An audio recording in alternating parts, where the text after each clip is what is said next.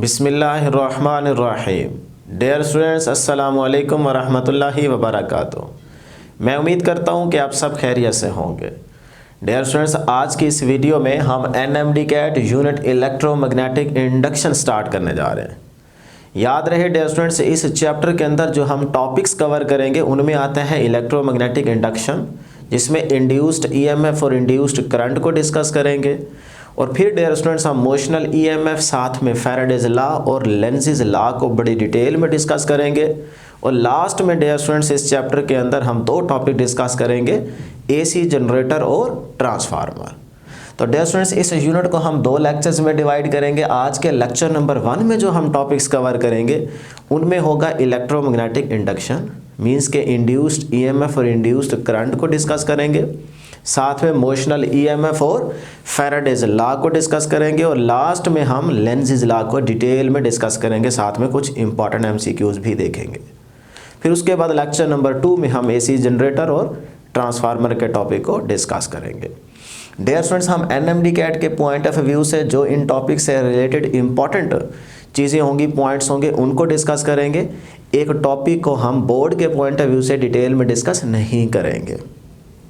अगर आप with suitable diagrams, उसकी थ्योरी, उसकी मैथमेटिकल इक्वेशंस का प्रूफ करना चाहते हैं तो फिर डियर स्टूडेंट्स आपको इस चैप्टर 15 की प्लेलिस्ट में जाना होगा। वहाँ पे हर टॉपिक पे अलग अलग वीडियो बनाई गई है, वहाँ पे डिटेल में चीज़ें डिस्कस की गई हैं, तो वहाँ पे आप देख सकते हैं। लेकिन यहाँ पे आपको इंपॉर्टेंट पॉइंट्स हम डिस्कस करवाएंगे। तो स्टार्ट करते हैं आज का लेक्चर नंबर 1। डियर स्टूडेंट्स, इसको हम स्टार्ट कुछ इस तरह से करते हैं कि अगर आपको याद हो, प्रीवियस यूनिट के अंदर इलेक्ट्रोमैग्नेटिज्म में हम ये बात डिस्कस कर चुके हैं कि एक स्ट्रेट वायर में से जब करंट फ्लो करता है तो उसके अराउंड सर्कुलर मैग्नेटिक फील्ड पैदा हो जाता है। ऐसे ही था ना?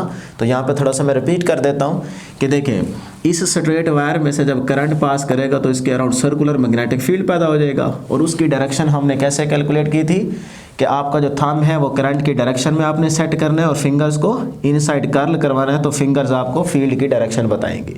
तो यहाँ पे देख सकते हैं करंट अपवर्ड, फिंगर्स को कर्ल करवाया एंटी क्लॉकवाइज, तो ये आपके पास सर्कुलर मैग्नेटिक फील्ड आ गया जिसकी डायरेक्शन क्या है, एंटी क्लॉकवाइज। अब करंट की वजह से फील्ड आया है, तो ये बात डियर स्टूडेंट्स किसने की थी? ये बात 1820 में साइंटिस्ट है जी ऑरिस्टेड ने हमें ये बात बताई। क्या डियर स्टूडेंट्स, फिर से सुन ले, इंपॉर्टेंट एमसीक्यू है ये, कि करंट की वजह से मैग्नेटिक फील्ड प्रोड्यूस हुआ था। यही बात है ना, करंट की वजह से क्या हुआ था dear students? Magnetic field produce हुआ था। चलो ये तो हमने पढ़ लिया। क्या मैग्नेटिक फील्ड की वजह से करंट प्रोड्यूस हो सकता है? अब हमारा क्वेश्चन क्या है कि क्या मैग्नेटिक फील्ड की वजह से करंट प्रोड्यूस हो सकता है? ये बड़ा इंपॉर्टेंट क्वेश्चन है। तो बिल्कुल हो सकता है। तो यही चीज़ हम आज के टॉपिक में डिस्कस करने जा रहे हैं कि इन 1830 या 30 की जगह 31 भी अगर आप ऑप्शन में आता है तो आप वो भी सिलेक्ट कर सकते हैं, क्योंकि ये इंपॉर्टेंट एमसीक्यू है। इन 1830 में Michael Faraday and Joseph Henry, याद रहे, माइकल फैराडे इन इंग्लैंड और जोसेफ हेनरी इन यूएसए। तो आपके चैप्टर 15 का जो फर्स्ट पैराग्राफ है उसमें ये 2 लाइन्स मेंशन की गई हैं, आप उनको अंडरलाइन कर लें फटाफट, ठीक है। तो इन्होंने ये बात बताई हमें कि भाई बिल्कुल हो सकता है कि मैग्नेटिक फील्ड की वजह से भी करंट प्रोड्यूस हो सकता है। अब वो कैसे हो सकता है, तो वही तरीका हम यहाँ पे डिस्कस करने जा रहे हैं, जिसका नाम क्या है, EMI, इलेक्ट्रोमैग्नेटिक इंडक्शन। तो अब थोड़ा सी तवज्जो देनी है डियर स्टूडेंट्स। EMI क्या है? Electromagnetic induction. ये एक ऐसा प्रोसेस है, फिनोमिना है, इन विच वी स्टडी, जिसके अंदर हम स्टडी करते हैं EMF एंड करंट, EMF और करंट को due to change in magnetic field कह लें या चेंज ऑफ मैग्नेटिक फ्लक्स कह लें, अक्रॉस अ कंडक्टिंग लूप। एक कंडक्टिंग लूप में चेंज ऑफ मैग्नेटिक फ्लक्स की वजह से जो करंट और EMF यानी कि इंड्यूस्ड EMF और इंड्यूस्ड करंट का फेनोमिना है, प्रोसेस है, ये हमारा क्या कहलाता है, EMI कहलाता है, इलेक्ट्रोमैग्नेटिक इंडक्शन कहलाता है। अब डियर स्टूडेंट्स, इसको मैं थोड़ा सा और आसान भाषा में समझाने की कोशिश करता हूँ। लेकिन यहाँ पे देखें, मैंने फर्स्ट टॉपिक की यहाँ पे डायग्राम डिस्कस नहीं की, कोई डायग्राम यहाँ पे नहीं बनाई, क्योंकि डियर स्टूडेंट्स वो हमने नहीं बनानी, बल्कि हमने इंपॉर्टेंट जो फैक्टर्स हैं, पैरामीटर्स हैं, उनको डिस्कस करने हैं, ठीक है ना। तो आपने डायग्राम यहाँ पे बनाने की कोई ज़रूरत नहीं है, क्योंकि चीज़ें आपने पढ़ी हुई हैं एफएससी में, तो वहाँ पे टॉपिक्स में आपको हर चीज़ बताई गई है, तो यहाँ पे सिर्फ हमने इंपॉर्टेंट चीज़ें डिस्कस करनी है। अब मैं इसको थोड़ा सा सिंपल आपसे यूँ इसको डिस्कस करता हूँ कि देखिए हमने एक कंडक्टर लेना है, एक क्या लेना है, कंडक्टर। उस कंडक्टर को मैग्नेटिक फील्ड में प्लेस कर दें, एक कंडक्टर को मैग्नेटिक फील्ड में प्लेस कर दें, ये तरीका बता रहे हैं ईएमआई का। तो कंडक्टर लिया, उसको मैग्नेटिक फील्ड में प्लेस कर दें और फिर क्या करें, उस कंडक्टर की रिलेटिव मोशन, बड़ा इंपॉर्टेंट पॉइंट है, रिलेटिव मोशन, मोशन नहीं बोल रहा, मोशन बोलेंगे कहीं ना कहीं फंस जाएंगे, क्योंकि हम यहाँ पे एक एमसीक्यू डिस्कस करेंगे। अगर मोशन का वर्ड याद रखा तो फिर आप कंफ्यूज हो जाएंगे, बड़ा इंपॉर्टेंट एमसीक्यू है। क्या मैंने लिखा है, रिलेटिव मोशन, उसकी रिलेटिव मोशन करवाएं, फिर क्या होगा, वहाँ पे change of magnetic flux produce होगा। तो चेंज ऑफ मैग्नेटिक फ्लक्स के प्रोड्यूस होने से वहाँ पे इंड्यूस्ड ईएमएफ जनरेट हो जाएगी, और जहाँ इंड्यूस्ड ईएमएफ जनरेट हो जाए वहाँ पे डेफिनेटली इंड्यूस्ड करंट भी पैदा हो जाता है। इंड्यूस्ड ईएमएफ को हम ई से डिनोट करेंगे, और इंड्यूस्ड करंट का जो सिंबल होगा वो क्या है, स्मॉल आई। तो इस आई से हमारा जो यहाँ पे निशानी बनती है वो क्या है, इंड्यूस्ड करंट, ठीक है। तो अगर आपके पास स्मॉल आई कहीं पे भी लिखा हुआ आएगा तो उससे मुराद यही होगा कि वो इंड्यूस्ड करंट को इंडिकेट कर रहा है। तो ये थी डियर स्टूडेंट्स हमारे पास ईएमआई, इलेक्ट्रोमैग्नेटिक इंडक्शन। तो आपने सिर्फ एक ही लाइन याद रखनी है, क्या, मैग्नेटिक फील्ड में एक कंडक्टर को प्लेस करें, कंडक्टर की रिलेटिव मोशन करवाएं, उसकी वजह से मैग्नेटिक फ्लक्स में चेंज आएगा। Change of magnetic flux produce होना लाजमी है, जब तक मैग्नेटिक फ्लक्स में चेंज नहीं आएगा तब तक इंड्यूस्ड ईएमएफ जनरेट नहीं होगी, ये बात याद रख ले। फिर से सुन ले, मैग्नेटिक फील्ड में कंडक्टर को प्लेस किया, कंडक्टर की रिलेटिव मोशन करवाएं, जिसकी वजह से मैग्नेटिक फ्लक्स में चेंज प्रोड्यूस होगा, और चेंज ऑफ मैग्नेटिक फ्लक्स की वजह से वहाँ पे ईएमएफ, इंड्यूस्ड ईएमएफ जनरेट होगी, और जहाँ इंड्यूस्ड ईएमएफ आ जाए वहाँ डेफिनेटली इंड्यूस्ड करंट भी जनरेट हो जाता है। ठीक हो गया, ये तरतीब अब आपने भूलनी नहीं है। अब डियर स्टूडेंट्स हम यहाँ पे डिस्कस करते हैं कि भाई अगर हमारे पास इंड्यूस्ड ईएमएफ भी जनरेट हो गई है मैग्नेटिक फ्लक्स के चेंज होने से, और इंड्यूस्ड करंट भी प्रोड्यूस हो गया है, तो इसका मतलब दो चीज़ें हमारे काम की हैं, नंबर 1 इंड्यूस्ड ईएमएफ और नंबर 2 इंड्यूस्ड करंट। और ये बात आपको टॉपिक में पढ़ा चुके हैं। तो कितनी बातें इंपॉर्टेंट है, दो, इंड्यूस्ड ईएमएफ और इंड्यूस्ड करंट हो गया जनरेट। क्यों, जब आप ये तरीका इख्तियार करेंगे तो आपको ये दो चीज़ें मिलेंगी, इंड्यूस्ड ईएमएफ भी और इंड्यूस्ड करंट भी। तो अब हमारे लिए इंपॉर्टेंट क्या है, इंड्यूस्ड ईएमएफ और इंड्यूस्ड करंट को डिस्कस करना। तो dear students parameters for induced EMF and induced current, यानी कि हम इंड्यूस्ड ईएमएफ के पैरामीटर्स को भी डिस्कस करेंगे, इंड्यूस्ड करंट के पैरामीटर्स को डिस्कस करेंगे कि ये किन फैक्टर्स पे डिपेंड करते हैं। तो सबसे पहले इंड्यूस्ड ईएमएफ को देखते हैं कि इंड्यूस्ड ईएमएफ किन फैक्टर्स पे डिपेंड करती है और किन पे नहीं करती। ये आपके इस चैप्टर का फर्स्ट टॉपिक है, उसके फर्स्ट पेज पे ही चीज़ें मेंशन की हुई हैं, तो मैं उन्हीं पॉइंट्स को डिस्कस कर रहा हूँ। ठीक है, आपने सारी थ्योरी नहीं पढ़नी, एक दफ़ा रीड कर लेनी है, उसमें आपको यही पॉइंट्स सारे मिल जाएंगे जो कि इंपॉर्टेंट हैं। तो डियर स्टूडेंट्स पहली बात याद रख लें, इंड्यूस्ड ईएमएफ जो है ये उस कंडक्टिंग लूप या कंडक्टर जो आपने मैग्नेटिक फील्ड में प्लेस कर रखा है उसकी रिलेटिव स्पीड पे डिपेंड करती है। ठीक है, जितनी स्पीड आप ज़्यादा करेंगे कंडक्टिंग लूप की, उतनी वहाँ पे इंड्यूस्ड ईएमएफ ज़्यादा होगी, क्योंकि फ्लक्स में चेंज ज़्यादा प्रोड्यूस होगा तो इंड्यूस्ड ईएमएफ भी ज़्यादा होगी। तो फिर इसका मतलब मैं कह सकता हूँ कि स्पीड ऑफ, मैं कंडक्टर लिख रहा हूं लेकिन इसका मतलब यही होगा कि कंडक्टिंग लूप है, लूप का क्लोज होना ज़रूरी है, याद रखिएगा। तो फिर डियर स्टूडेंट्स एक चीज़ और याद रखें, बल्कि इसको लिखें रिलेटिव स्पीड, यहाँ पे स्पीड है ना, तो इसको बेहतर यह है कि आप लिखें रिलेटिव स्पीड, क्योंकि डियर स्टूडेंट्स रिलेटिव का वर्ड इसीलिए बार बार मैं बोल रहा हूँ क्योंकि एंड पे हम एक एमसीक्यू डिस्कस करेंगे। दूसरे नंबर पे डियर स्टूडेंट्स याद रखिएगा, स्पीड के बाद मैग्नेटिक फील्ड स्ट्रेंथ,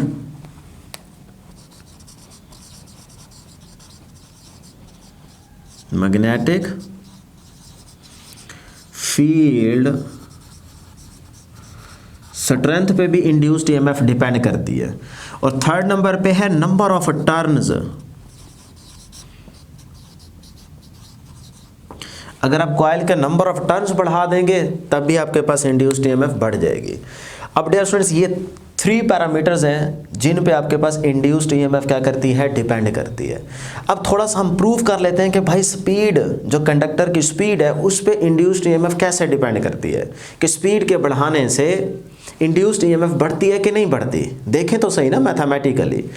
तो वैसे तो इसकी ज़रूरत नहीं है, लेकिन कुछ इंपॉर्टेंट एमसीक्यू आ सकते हैं, तो इसलिए मैं यहाँ पे मेंशन कर देता हूँ। अब ज़रा गौर करना है डियर स्टूडेंट्स, हम जानते हैं मैग्नेटिक फोर्स। मैग्नेटिक फोर्स का फार्मूला क्या था, वो था जी is equal to Q we B sine into theta. Direct लिख रहा हूँ, ठीक है। अब इसमें देखें जो मैग्नेटिक फोर्स है ये किस पे डिपेंड कर रही है, वी पे भी डिपेंड कर रही है ना। तो हमारा पहला केस क्या है, स्पीड। हमारा पहला पॉइंट क्या है, स्पीड। कि स्पीड को इंक्रीज करने से, कंडक्टिंग लूप की स्पीड को इंक्रीज करने से इंड्यूस्ड ईएमएफ इंक्रीज होती है कि नहीं होती, उस पर क्या फ़र्क पड़ता है। तो हमने कहा स्पीड पे अगर फ़र्क पड़ेगा तो इंड्यूस्ड ईएमएफ पे भी फ़र्क पड़ेगा। तो वही हम प्रूफ करने जा रहे हैं मैथमेटिकल। तो यहाँ से देखें, फोर्स स्पीड पे डिपेंड कर रही है ना, तो फिर इसका मतलब फोर्स जो है ये डियर स्टूडेंट्स स्पीड के साथ कैसा रिलेशन बना रही है, डायरेक्ट। बात समझ आ रही है। तो इसका मतलब अगर यहाँ से स्पीड बढ़ती है, स्पीड को मैं बढ़ाता हूँ, कंडक्टिंग लूप जो कि मैग्नेटिक फील्ड में पड़ा है उसकी स्पीड को बढ़ाता हूँ, तो फिर इसका मतलब डियर स्टूडेंट्स वहाँ पे मैग्नेटिक फोर्स की स्ट्रेंथ भी बढ़ेगी, मैग्नेटिक फोर्स बढ़ जाएगी। अब ज़रा गौर करना है, मैग्नेटिक फोर्स बढ़ जाएगी तो हम ये फार्मूला जानते हैं, work is equal to F into D, यही होता है ना। तो फिर यहाँ पे ज़रा गौर करना है, मैग्नेटिक फोर्स बढ़ गई है, तो ये देखें मैग्नेटिक फोर्स अगर बढ़ गई है तो इसका मतलब वहाँ पे वर्क बढ़ गया है, इसका मतलब वहाँ पे वर्क बढ़ गया है। अब डियर स्टूडेंट्स अगर वर्क बढ़ गया है तो फिर ज़रा गौर करना है, पोटेंशियल को ई लिखो या वी लिखो, ठीक है। क्या होता है पोटेंशियल, वर्क ओवर चार्ज, यही होता है। अब डियर स्टूडेंट्स यहाँ पर ज़रा गौर करें, फोर्स बढ़ गई, फिर से v बढ़ेगा तो फोर्स बढ़ेगी, फोर्स बढ़ेगी तो वर्क बढ़ेगा, वर्क बढ़ेगा, ये देखें वर्क अगर बढ़ेगा तो फिर इंड्यूस्ड ईएमएफ भी बढ़ जाएगी।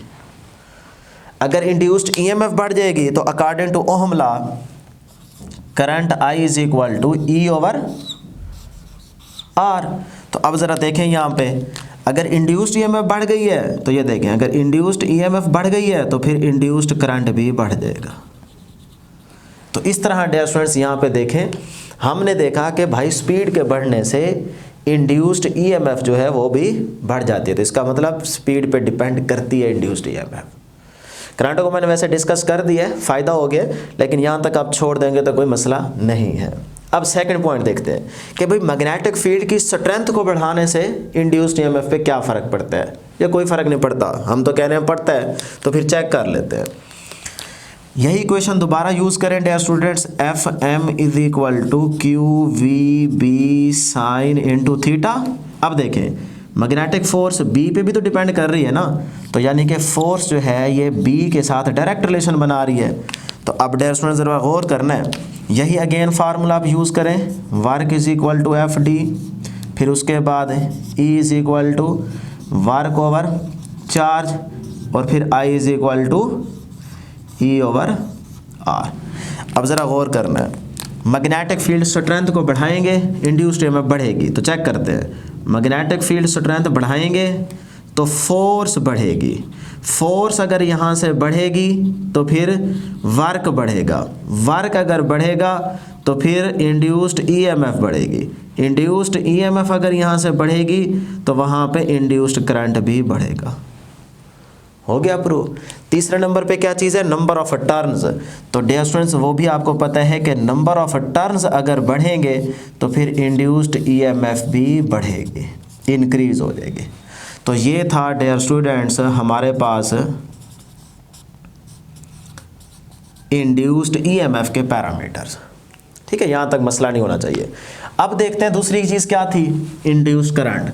तो भाई इंड्यूस्ड करंट किन फैक्टर्स पे डिपेंड करता है। तो इसमें सबसे पहला पॉइंट याद रख लें डियर स्टूडेंट्स, इसमें जो पहला पॉइंट आता है वो है जी वही कंडक्टिंग लूप की स्पीड। ठीक है, एक मिनट जी, तेरी ऐसे ठंडे हुए पड़े हैं ना हाथ। तो ये देखें, इंड्यूस्ड करंट जो है वो भी डिपेंड करता है speed of conducting loop, conducting loop. अब डियर स्टूडेंट्स मैं इसको प्रूफ नहीं करूंगा, देखें यहां पे आप देख चुके हैं ना। ठीक है, उसके बाद जो सेकंड पॉइंट आता है वो है dear students magnetic field strength, magnetic field strength. ठीक है, वो भी आप यहां पे देख चुके हैं। तीसरा पॉइंट है स्टूडेंट्स बड़ा इंपॉर्टेंट है, तीसरा है resistance of the conducting loop, resistance of conducting loop पूरा लिख लें। ठीक है जी, रेजिस्टेंस पे डिपेंड करता है इंड्यूस करंट, लेकिन इंड्यूस्ड ईएमएफ रेजिस्टेंस पे डिपेंड नहीं करती। इंड्यूस्ड करंट रेजिस्टेंस पे डिपेंड करता है, अभी हम प्रूफ करेंगे। और इंड्यूस्ड ईएमएफ डिपेंड क्यों नहीं करती ये भी आपको यहाँ पे प्रूफ मिल जाएगा, हम पूरी तरीके से आपको यहाँ पे समझाएंगे। अब resistance of the conducting loop पे अगर इंड्यूस करंट डिपेंड करता है तो भाई कैसा रिलेशन बनेगा, डायरेक्ट या इनवर्स। तो फिर डियर स्टूडेंट्स याद रख लें, जो इंड्यूस्ड करंट है ये इनवर्सली प्रोपोर्शनल है रेजिस्टेंस से, ये इनवर्स रिलेशन बनाता है रेजिस्टेंस के साथ। ठीक है जी, ये बात याद रखिएगा। अब एक बड़ा इंपॉर्टेंट पॉइंट है, क्या देखें, ये तो हमने पढ़ लिया कि रेजिस्टेंस जो है वो रेजिस्टेंस पे डिपेंड करता है इंड्यूस्ड करंट, लेकिन इंड्यूस्ड ईएमएफ डिपेंड क्यों नहीं करती रेजिस्टेंस पे। तो इस चीज का प्रूफ देखने के लिए सबसे पहले एक कंडीशन आपने अप्लाई करनी है, तो हम यही प्रूफ करने जा रहे हैं। वो कंडीशन क्या है, रिमेंबर दैट, याद रखिएगा। जब आप इंड्यूस्ड ईएमएफ को चेक करने जा रहे हो कि वो डिपेंड करती है कि रेजिस्टेंस पे नहीं करती, तो फिर तीन चीजें पहले आपने कांस्टेंट रखनी है वहां पे। Number 1 velocity, number 2 magnetic field जो फिक्स कर दिया, उसके बाद नंबर ऑफ टर्न्स, ये सारी की सारी चीजें क्या रखनी है डियर स्टूडेंट्स, पहले कांस्टेंट रखनी है। इनको कांस्टेंट रखते हुए फिर आपने ये चीज चेक करनी है कि इंड्यूस्ड ईएमएफ डिपेंड कर रही है कि नहीं कर रही। तो जरा तवज्जो करना है। देखिए, हमने सपोज किए 3 कंडक्टर्स लेते हैं, जिसमें से ये कंडक्टर डियर स्टूडेंट्स हमारे पास क्या है, कॉपर, और ये कंडक्टर क्या है डियर स्टूडेंट्स हमारे पास गोल्ड, और ये कंडक्टर क्या है एल्यूमिनियम। हमने 3 कंडक्टर्स लिए। ठीक है, अब जरा गौर करना है। देखें, हमें पता है कि भाई कॉपर की रेजिस्टेंस जो है, कॉपर की रेजिस्टेंस वो गोल्ड की वायर की रेजिस्टेंस से क्या है, लेस है। ठीक है, कॉपर की वायर की रेजिस्टेंस एल्यूमिनियम कंडक्टर की रेजिस्टेंस से क्या है, लेस। इसी तरह गोल्ड की, सॉरी एल्यूमिनियम बोल गया हूँ, ठीक है ना, दोबारा स्टार्ट करते हैं। ठीक है ना, सर्दी की वजह से दिमाग नहीं चल रहा, चले अल्फाज साथ छोड़ रहे हैं ना, बड़ा मुश्किल काम है। तो ये देखें, कॉपर का कंडक्टर, गोल्ड का कंडक्टर, एल्यूमिनियम का कंडक्टर। अब हम ये बात जानते हैं कि भाई जो कॉपर का कंडक्टर है ना, इसकी रेजिस्टेंस गोल्ड के कंडक्टर की रेजिस्टेंस से क्या होगी, लेस। और गोल्ड के कंडक्टर की रेजिस्टेंस एल्यूमिनियम के कंडक्टर की रेजिस्टेंस से क्या होगी, लेस। ये बात जानते हैं ना, तो फिर यही बात यहां पे लिखी हुई है। देखें, कॉपर के कंडक्टर की रेजिस्टेंस लेस है गोल्ड के कंडक्टर की रेजिस्टेंस से, और गोल्ड के कंडक्टर की रेजिस्टेंस लेस है एल्यूमिनियम के कंडक्टर की रेजिस्टेंस से। क्लियर। अब रेजिस्टेंस अगर कॉपर की कम है तो वहां से करंट ज्यादा पास करेगा, तो फिर कॉपर के केस में करंट ज्यादा पास करेगा as compare to the gold, और फिर गोल्ड से करेगा ज्यादा as compare to the aluminium. तो ये रिलेशन समझ आ गया, क्योंकि रेजिस्टेंस और करंट का रिलेशन इनवर्स होता है। तो यहां पे देख सकते हैं इनवर्स बन गया। क्लियर। अब जरा गौर से सुनना है भाई, इन दो का अगर प्रोडक्ट ले, इन दो का प्रोडक्ट ले, इन दो का ले, इन दो का ले, प्रोडक्ट की बात कर रहा हूं, तो प्रोडक्ट क्या रहेगा, कांस्टेंट रहेगा। बेशक आर कम आई ज्यादा है ना, इधर आई कम आर ज्यादा है, तो आप इन दोनों को जब मल्टीप्लाई करेंगे तो इनका प्रोडक्ट और इनका प्रोडक्ट एक दूसरे के इक्वल आएंगे। इसी तरह इन दोनों का प्रोडक्ट और इन दोनों का प्रोडक्ट एक दूसरे के इक्वल आएंगे, क्योंकि आई आर क्या है, इज इक्वल टू कांस्टेंट। तो फिर मैं कह सकता हूं कि भाई इन दोनों का प्रोडक्ट इक्वल है इन दोनों के, और इन दोनों का प्रोडक्ट इन दोनों के इक्वल आएगा, प्रोडक्ट के इक्वल आएगा। बात समझ आई? आप करके देख ले, जो भी यहां पे वैल्यू होगी पुट करेंगे, आंसर सेम आएगा। अब इसका मतलब एक चीज मुझे यहां पे मिली कि भाई अगर इनके प्रोडक्ट का रिजल्ट क्या आ रहा है, कांस्टेंट आ रहा है डियर स्टूडेंट्स, क्या आ रहा है, कांस्टेंट। तो फिर यही कांस्टेंट किस चीज की इंफॉर्मेशन दे रहा है मुझे, ये कांस्टेंट बराबर होगा डियर स्टूडेंट्स इंड्यूस्ड ईएमएफ के, इंड्यूस्ड ईएमएफ के। अगर आप बुक में देखें तो आपके पास ये इक्वेशन लिखी हुई है ना कि I multiply R is equal to constant, और वो चीज फिर किसके इक्वल है, according to ohm law EMF के इक्वल नहीं है। तो फिर वही कांस्टेंट किसके इक्वल आ रहा है, इंड्यूस्ड ईएमएफ के इक्वल आ रहा है। तो अब देखें क्या इंड्यूस्ड ईएमएफ रेजिस्टेंस पे डिपेंड कर रही है, नहीं, प्रोडक्ट क्या आ रहा है, कांस्टेंट। तो इस तरह डियर स्टूडेंट्स हमने यहाँ पे देखा कि इंड्यूस्ड करंट और इंड्यूस्ड ईएमएफ किस तरह से किन फैक्टर्स पे डिपेंड करते हैं। तो अब डियर स्टूडेंट्स हम यहाँ से एक नोट डिस्कस करेंगे जो कि बहुत इंपॉर्टेंट है। तो यहाँ तक आप एक दफ़ा इसको देख लें, फिर हम इसको आगे लेके चलते हैं। तो अब डियर स्टूडेंट्स हमारे पास यहाँ पे एक नोट है जो बेसिकली एमसीक्यू के तौर पे आपसे पूछा जा सकता है। सबसे पहले नंबर पे क्या है जी, induced EMF. Dear students induced EMF किस वजह से है, यानी कि इंड्यूस्ड ईएमएफ की कॉज क्या है। तो देखें क्या कॉज है कि भाई इंड्यूस्ड ईएमएफ तब जनरेट होती है जब change of magnetic flux produce होता है। जब फ्लक्स में चेंज आता है तभी आपके पास इंड्यूस्ड ईएमएफ जनरेट होती है। तो फिर यहाँ पे अगर आपसे पूछा जाए कि इंड्यूस्ड ईएमएफ की कॉज क्या है, इंड्यूस्ड ईएमएफ किस वजह से है, तो डियर स्टूडेंट्स आप क्या लिखेंगे, चेंज ऑफ मैग्नेटिक फ्लक्स। याद रहे सिर्फ चेंज ऑफ मैग्नेटिक फ्लक्स कहना है, ठीक है ना। तो इसको कह दें डेल्टा फाई बी, ठीक है जी। अब इसी इंड्यूस्ड ईएमएफ की वैल्यू पूछ ली जाए, फिर भी बच्चे चेंज ऑफ मैग्नेटिक फ्लक्स लगा रहे होते हैं, नहीं डियर स्टूडेंट्स। इसीलिए तो ये नोट बड़ा इंपॉर्टेंट मैंने यहाँ पे मेंशन किया है कि अगर इंड्यूस्ड ईएमएफ की वजह पूछे तो चेंज ऑफ मैग्नेटिक फ्लक्स कहना है। अगर इंड्यूस्ड ईएमएफ की वैल्यू पूछे तो तब डियर स्टूडेंट्स आपने कहना है rate of change of magnetic flux, rate of change of magnetic flux कहना है। इसको मैं बोल सकता हूं delta phi B over delta T, फिर ये कहना है, ठीक है जी। तो इसको याद रखिएगा। अब डियर स्टूडेंट्स अगर मैं चेंज ऑफ मैग्नेटिक फ्लक्स की बात कर रहा हूं तो फिर मैं ये बात जानता हूं कि फ्लक्स किसके इक्वल था, बी डॉट ए। तो मैं डायरेक्ट लिख सकता हूं बी ए, या डेल्टा ए भी लिख सकते हैं, बी ए कॉस थीटा। तो ये आगे डियर स्टूडेंट्स मेरे पास इक्वेशन नंबर 1। अब डियर स्टूडेंट्स फ्लक्स को चेंज करने के हमारे पास बुक के अंदर 5 मेथड है कि जब फ्लक्स में चेंज आएगा तो इंड्यूस्ड ईएमएफ जनरेट होगी। तो अगर आपको 5 मेथड डिस्कस करने हैं, डिटेल में देखने हैं, तो फिर आप चैप्टर 15 की प्लेलिस्ट में जाएं, वहाँ पे आप अलग अलग वीडियो मेंशन की हुई है, तो वहाँ पे देखेंगे तो आपको 5 मेथड की समझ आ जाएगी। लेकिन यहाँ पे हम 5 के 5 मेथड डिस्कस नहीं करेंगे, एक आध मेथड हम देख लेते हैं कि जिससे हमें पता चल जाए कि भाई फ्लक्स में चेंज आने से ईएमएफ प्रोड्यूस होती है, जनरेट होती है। तो वो जो हमने मेथड यहाँ पे डिस्कस करने हैं वो बेसिकली यहाँ पे ज़रा गौर करना है कि देखें मैग्नेटिक फ्लक्स में चेंज आएगा। मैग्नेटिक फ्लक्स डिपेंड कर रहे हैं नंबर 1 बी पे, नंबर 2 डियर स्टूडेंट्स ए पे, और नंबर 3 डियर स्टूडेंट्स थीटा पे। ऐसे ही ना, अब बी को चेंज करें तब भी मैग्नेटिक फ्लक्स में चेंज आएगा, ए को चेंज करें तब भी आएगा, थीटा को चेंज करें तब भी आएगा। तो इसका मतलब ये इंड्यूस्ड ईएमएफ जनरेट होगी। तो हम सारों को डिस्कस नहीं करते, हम एक को डिस्कस कर लेते हैं, बी वाले को। तो बहुत ही आसान सा मेथड है आपके इस चैप्टर के फर्स्ट टॉपिक में। फर्स्ट जो मेथड है वो यही है, क्या कि डियर स्टूडेंट्स हमारे पास यहाँ पे एक कॉइल है, उस कॉइल को हमने गैल्वेनोमीटर से कनेक्ट कर रखा है कि जैसे ही इस कॉइल के अंदर इंड्यूस्ड ईएमएफ जनरेट और उसकी वजह से इंड्यूस्ड करंट आएगा तो ये गैल्वेनोमीटर डिफ्लेक्शन शो करेगा।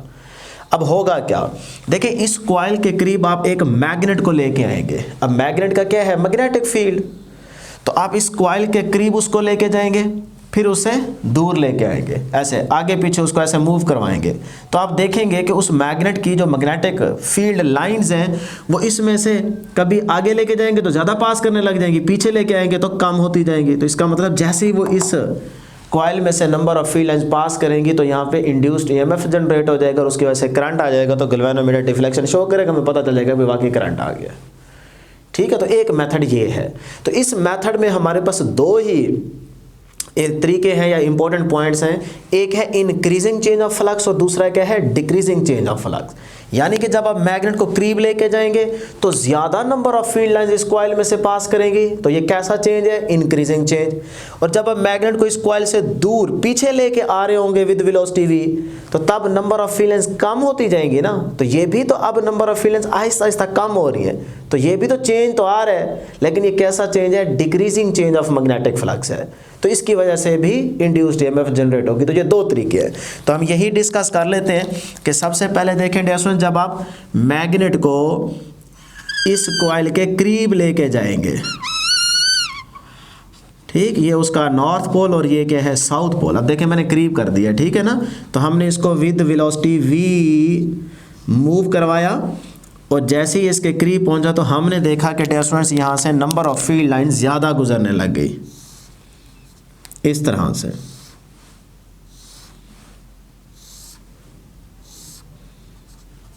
नॉर्थ से निकलेंगी साउथ में इन हो जाएंगी, तो देखें ज़्यादा नंबर ऑफ फील्ड लाइन इसमें से गुजर रही है। जब ये पीछे थे जैसे जैसे करीब लेके जाएंगे ज़्यादा ज़्यादा ज़्यादा नंबर ऑफ फील्ड लाइंस गुजरना शुरू हो जाएंगे, तो increasing change of magnetic flux produce कर रहे हैं इंड्यूस्ड ईएमएफ। अब डियर स्टूडेंट दूसरा तरीका क्या है कि आप इस मैग्नेट को पीछे ले आए, तो जब आप इस मैग्नेट को, ये देख रहे हैं मैं यहाँ पे गैप कम कर रहा हूँ, ये नॉर्थ पोल और ये साउथ पोल। अब आप इसको जैसे पीछे लेके आएंगे विद वेलोसिटी v, तो फिर आप देखेंगे Aahista Aahista number of field lines इसमें से कम होती जाएंगी, तो जब कम होती जाएंगी तब भी तो चेंज आ रहा है ना, लेकिन वो कैसा चेंज है, decreasing change of magnetic flux है।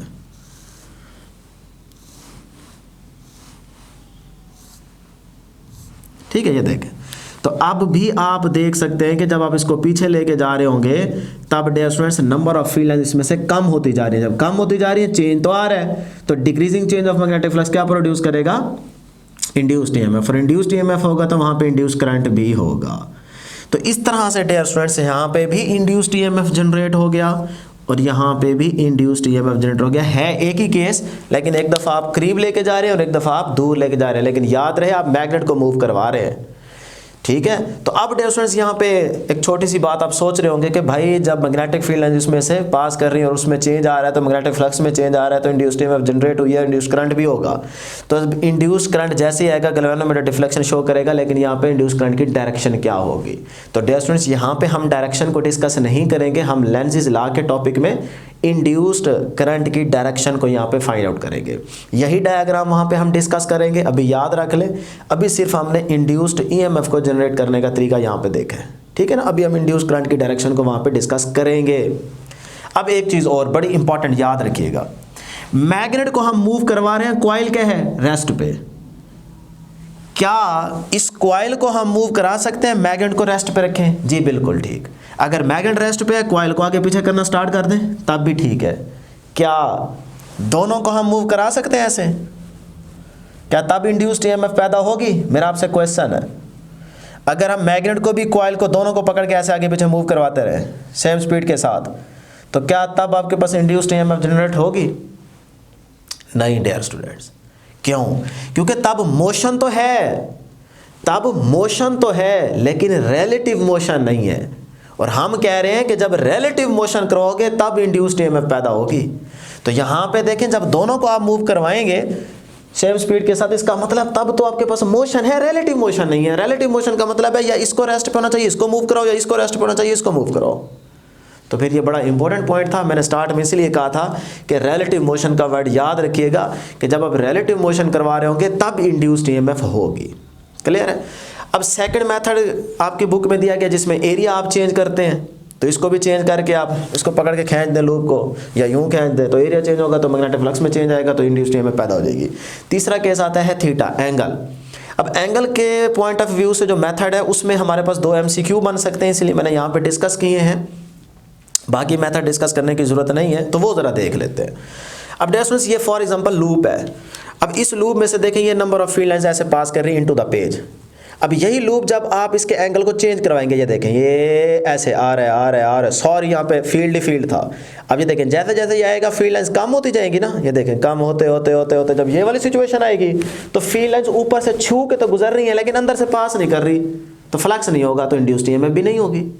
तो ये जो along the axis of rotation आपके पास लूप की बारी आती है तब आपके पास इंड्यूस्ड ईएमएफ नहीं होती, तो ये वो वाली सिचुएशन है।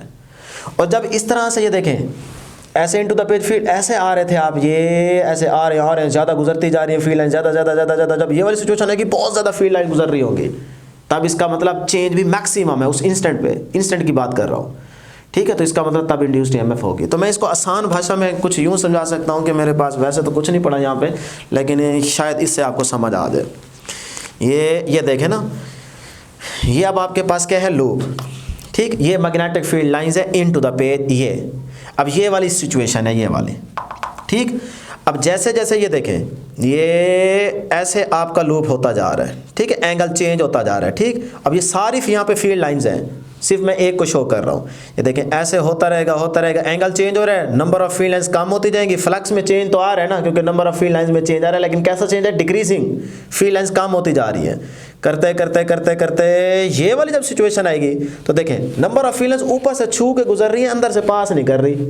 तो इस टाइम देखें क्लोज लूप, ये देख रहे हैं इस फील्ड लाइंस उस क्लोज लूप के अंदर से पास ही नहीं कर रही, तो इसका मतलब फ्लक्स में चेंज नहीं आएगा, इंड्यूस्ड ईएमएफ नहीं होगी। तो ये कौन सी सिचुएशन है, देखें ये वाली सिचुएशन है।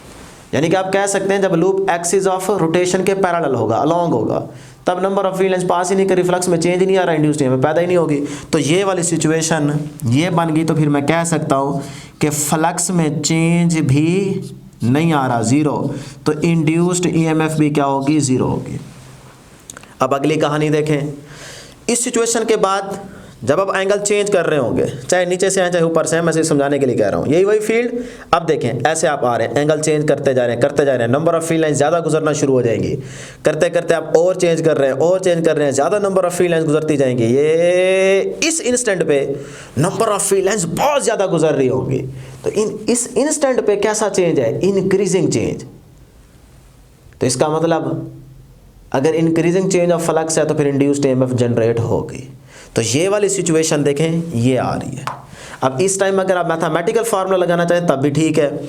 ये नंबर ऑफ फील्ड लाइंस इस क्लोज लूप का नॉर्मल निकालें, क्योंकि बी डॉट ए है वेक्टर एरिया और बी के बिटवीन एंगल एन है, तो इस लूप का भी एरिया वेक्टर एरिया यही बनेगा परपेंडिकुलर टू द प्लेन। ये देखें तो वेक्टर एरिया भी इसी तरफ, इनटू द पेज फील्ड भी इसी तरफ, दोनों पैरेलल में एंगल 0 cos 0 1 आंसर मैक्सिमम। इस केस में जब ये वाला केस था तो उस टाइम लूप ऐसे था और फील्ड लाइंस ऐसे थी, ऊपर से छू के गुजर रही थी। अब इस लूप का नॉर्मल निकालें, ये देखें ऊपर आएगा इस तरफ और फील्ड है इस तरफ, परपेंडिकुलर, तो एंगल 90 cos 90 आंसर 0। ठीक है डियर स्टूडेंट्स, एक चीज़ और याद रखें, जब ये वाली सिचुएशन आएगी ना तो कुछ बच्चों के माइंड में ये क्वेश्चन आ सकता है कि जब इस टाइम इस सिचुएशन पे आप आएंगे तब नंबर ऑफ फील्ड लाइन्स जो सारी गुजर रही हैं उसमें चेंज नहीं आ रहा, तो इंड्यूस्ड ईएमएफ नहीं होगा। नहीं डियर स्टूडेंट्स, आप सिर्फ उस इंस्टेंट की बात कर रहे हैं ना, सिर्फ इस सिचुएशन की बात कर रहे हैं। मैं इस सिचुएशन से जब इस सिचुएशन में आ रहा हूं ना, ये देखें ये आते आते गुजरती जा रही है, नंबर ऑफ फील्ड लाइन्स ज़्यादा गुजरती जा रही है, इस इंस्टेंट की बात कर रहा हूँ। तो तब तो इस इंस्टेंट में मैक्सिमम चेंज नहीं हो रहा क्योंकि पीछे से देखते आ रहे हैं ना हम, तो उस इंस्टेंट की बात की जा रही है, याद रखिएगा। तो इस सिचुएशन में आपके पास डियर स्टूडेंट्स यहाँ पे चेंज ऑफ मैग्नेटिक फ्लक्स भी प्रोड्यूस होगा, और वो क्या है, मैक्सिमम, और इंड्यूस्ड ईएमएफ भी क्या होगी, मैक्सिमम। तो सिंपल आप याद रख सकते हैं कि एक्सिस ऑफ रोटेशन की क्या है, लूप परपेंडिकुलर लूप की बात कर रहा हूँ, वेक्टर एरिया की बात नहीं कर रहे। परपेंडिकुलर लूप आ रहा है, वेक्टर एरिया निकालेंगे तो वो बी के क्या हो जाएगा, पैरेलल, और cos 0 1 हो जाएगा, आंसर मैक्सिमम आ जाएगा। ठीक है जी। तो अब डियर स्टूडेंट्स हम चलते हैं जी मोशनल ईएमएफ की तरफ। मोशनल मतलब कंडक्टर की मोशन, चाहे लीनियर हो चाहे रोटेटरी हो, यानी कि रोटेशन या लीनियर, दोनों की वजह से आपका कंडक्टर अगर मोशन में है तो आपके पास जो भी इंड्यूस्ड ईएमएफ जनरेट होगी उसे आप मोशनल ईएमएफ का नाम देंगे। अब मोशनल की वजह से आपको पता चल गया कि भाई कंडक्टर को मोशन में लेके आना है। और ईएमएफ की अगर बात करें तो आपको याद होगा ईएमएफ इलेक्ट्रोमोटिव फोर्स, ये बेसिकली फोर्स नहीं है, ये एनर्जी है ना। याद है ना, प्रीवियस चैप्टर के अंदर हमने डिस्कस किया था, क्या थी, हमने कहा था एक सेल या बैटरी, सोर्स क्या था, सेल या बैटरी की तरफ से चार्ज को मिलने वाली एनर्जी, उसे आप ईएमएफ का नाम दे रहे थे, ऐसे ही था ना। तो वहां पे क्या था, source, cell, battery.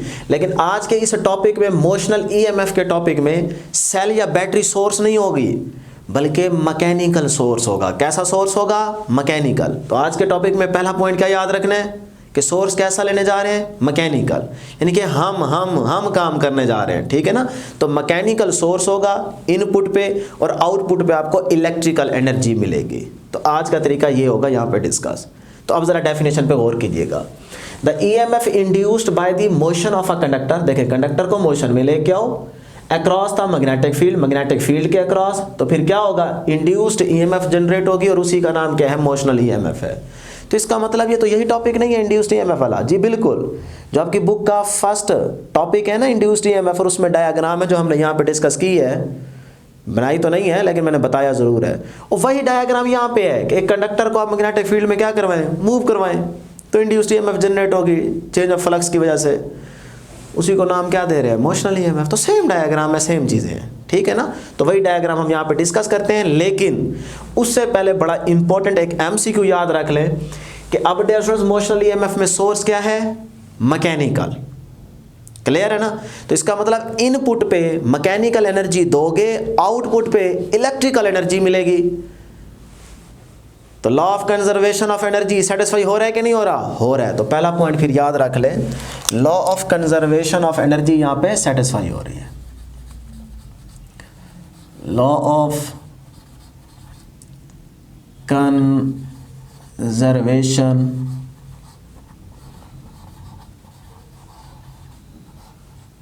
Of energy, ठीक। अब इसका मतलब इनपुट पे मैकेनिकल एनर्जी दे रहे हैं ना आप,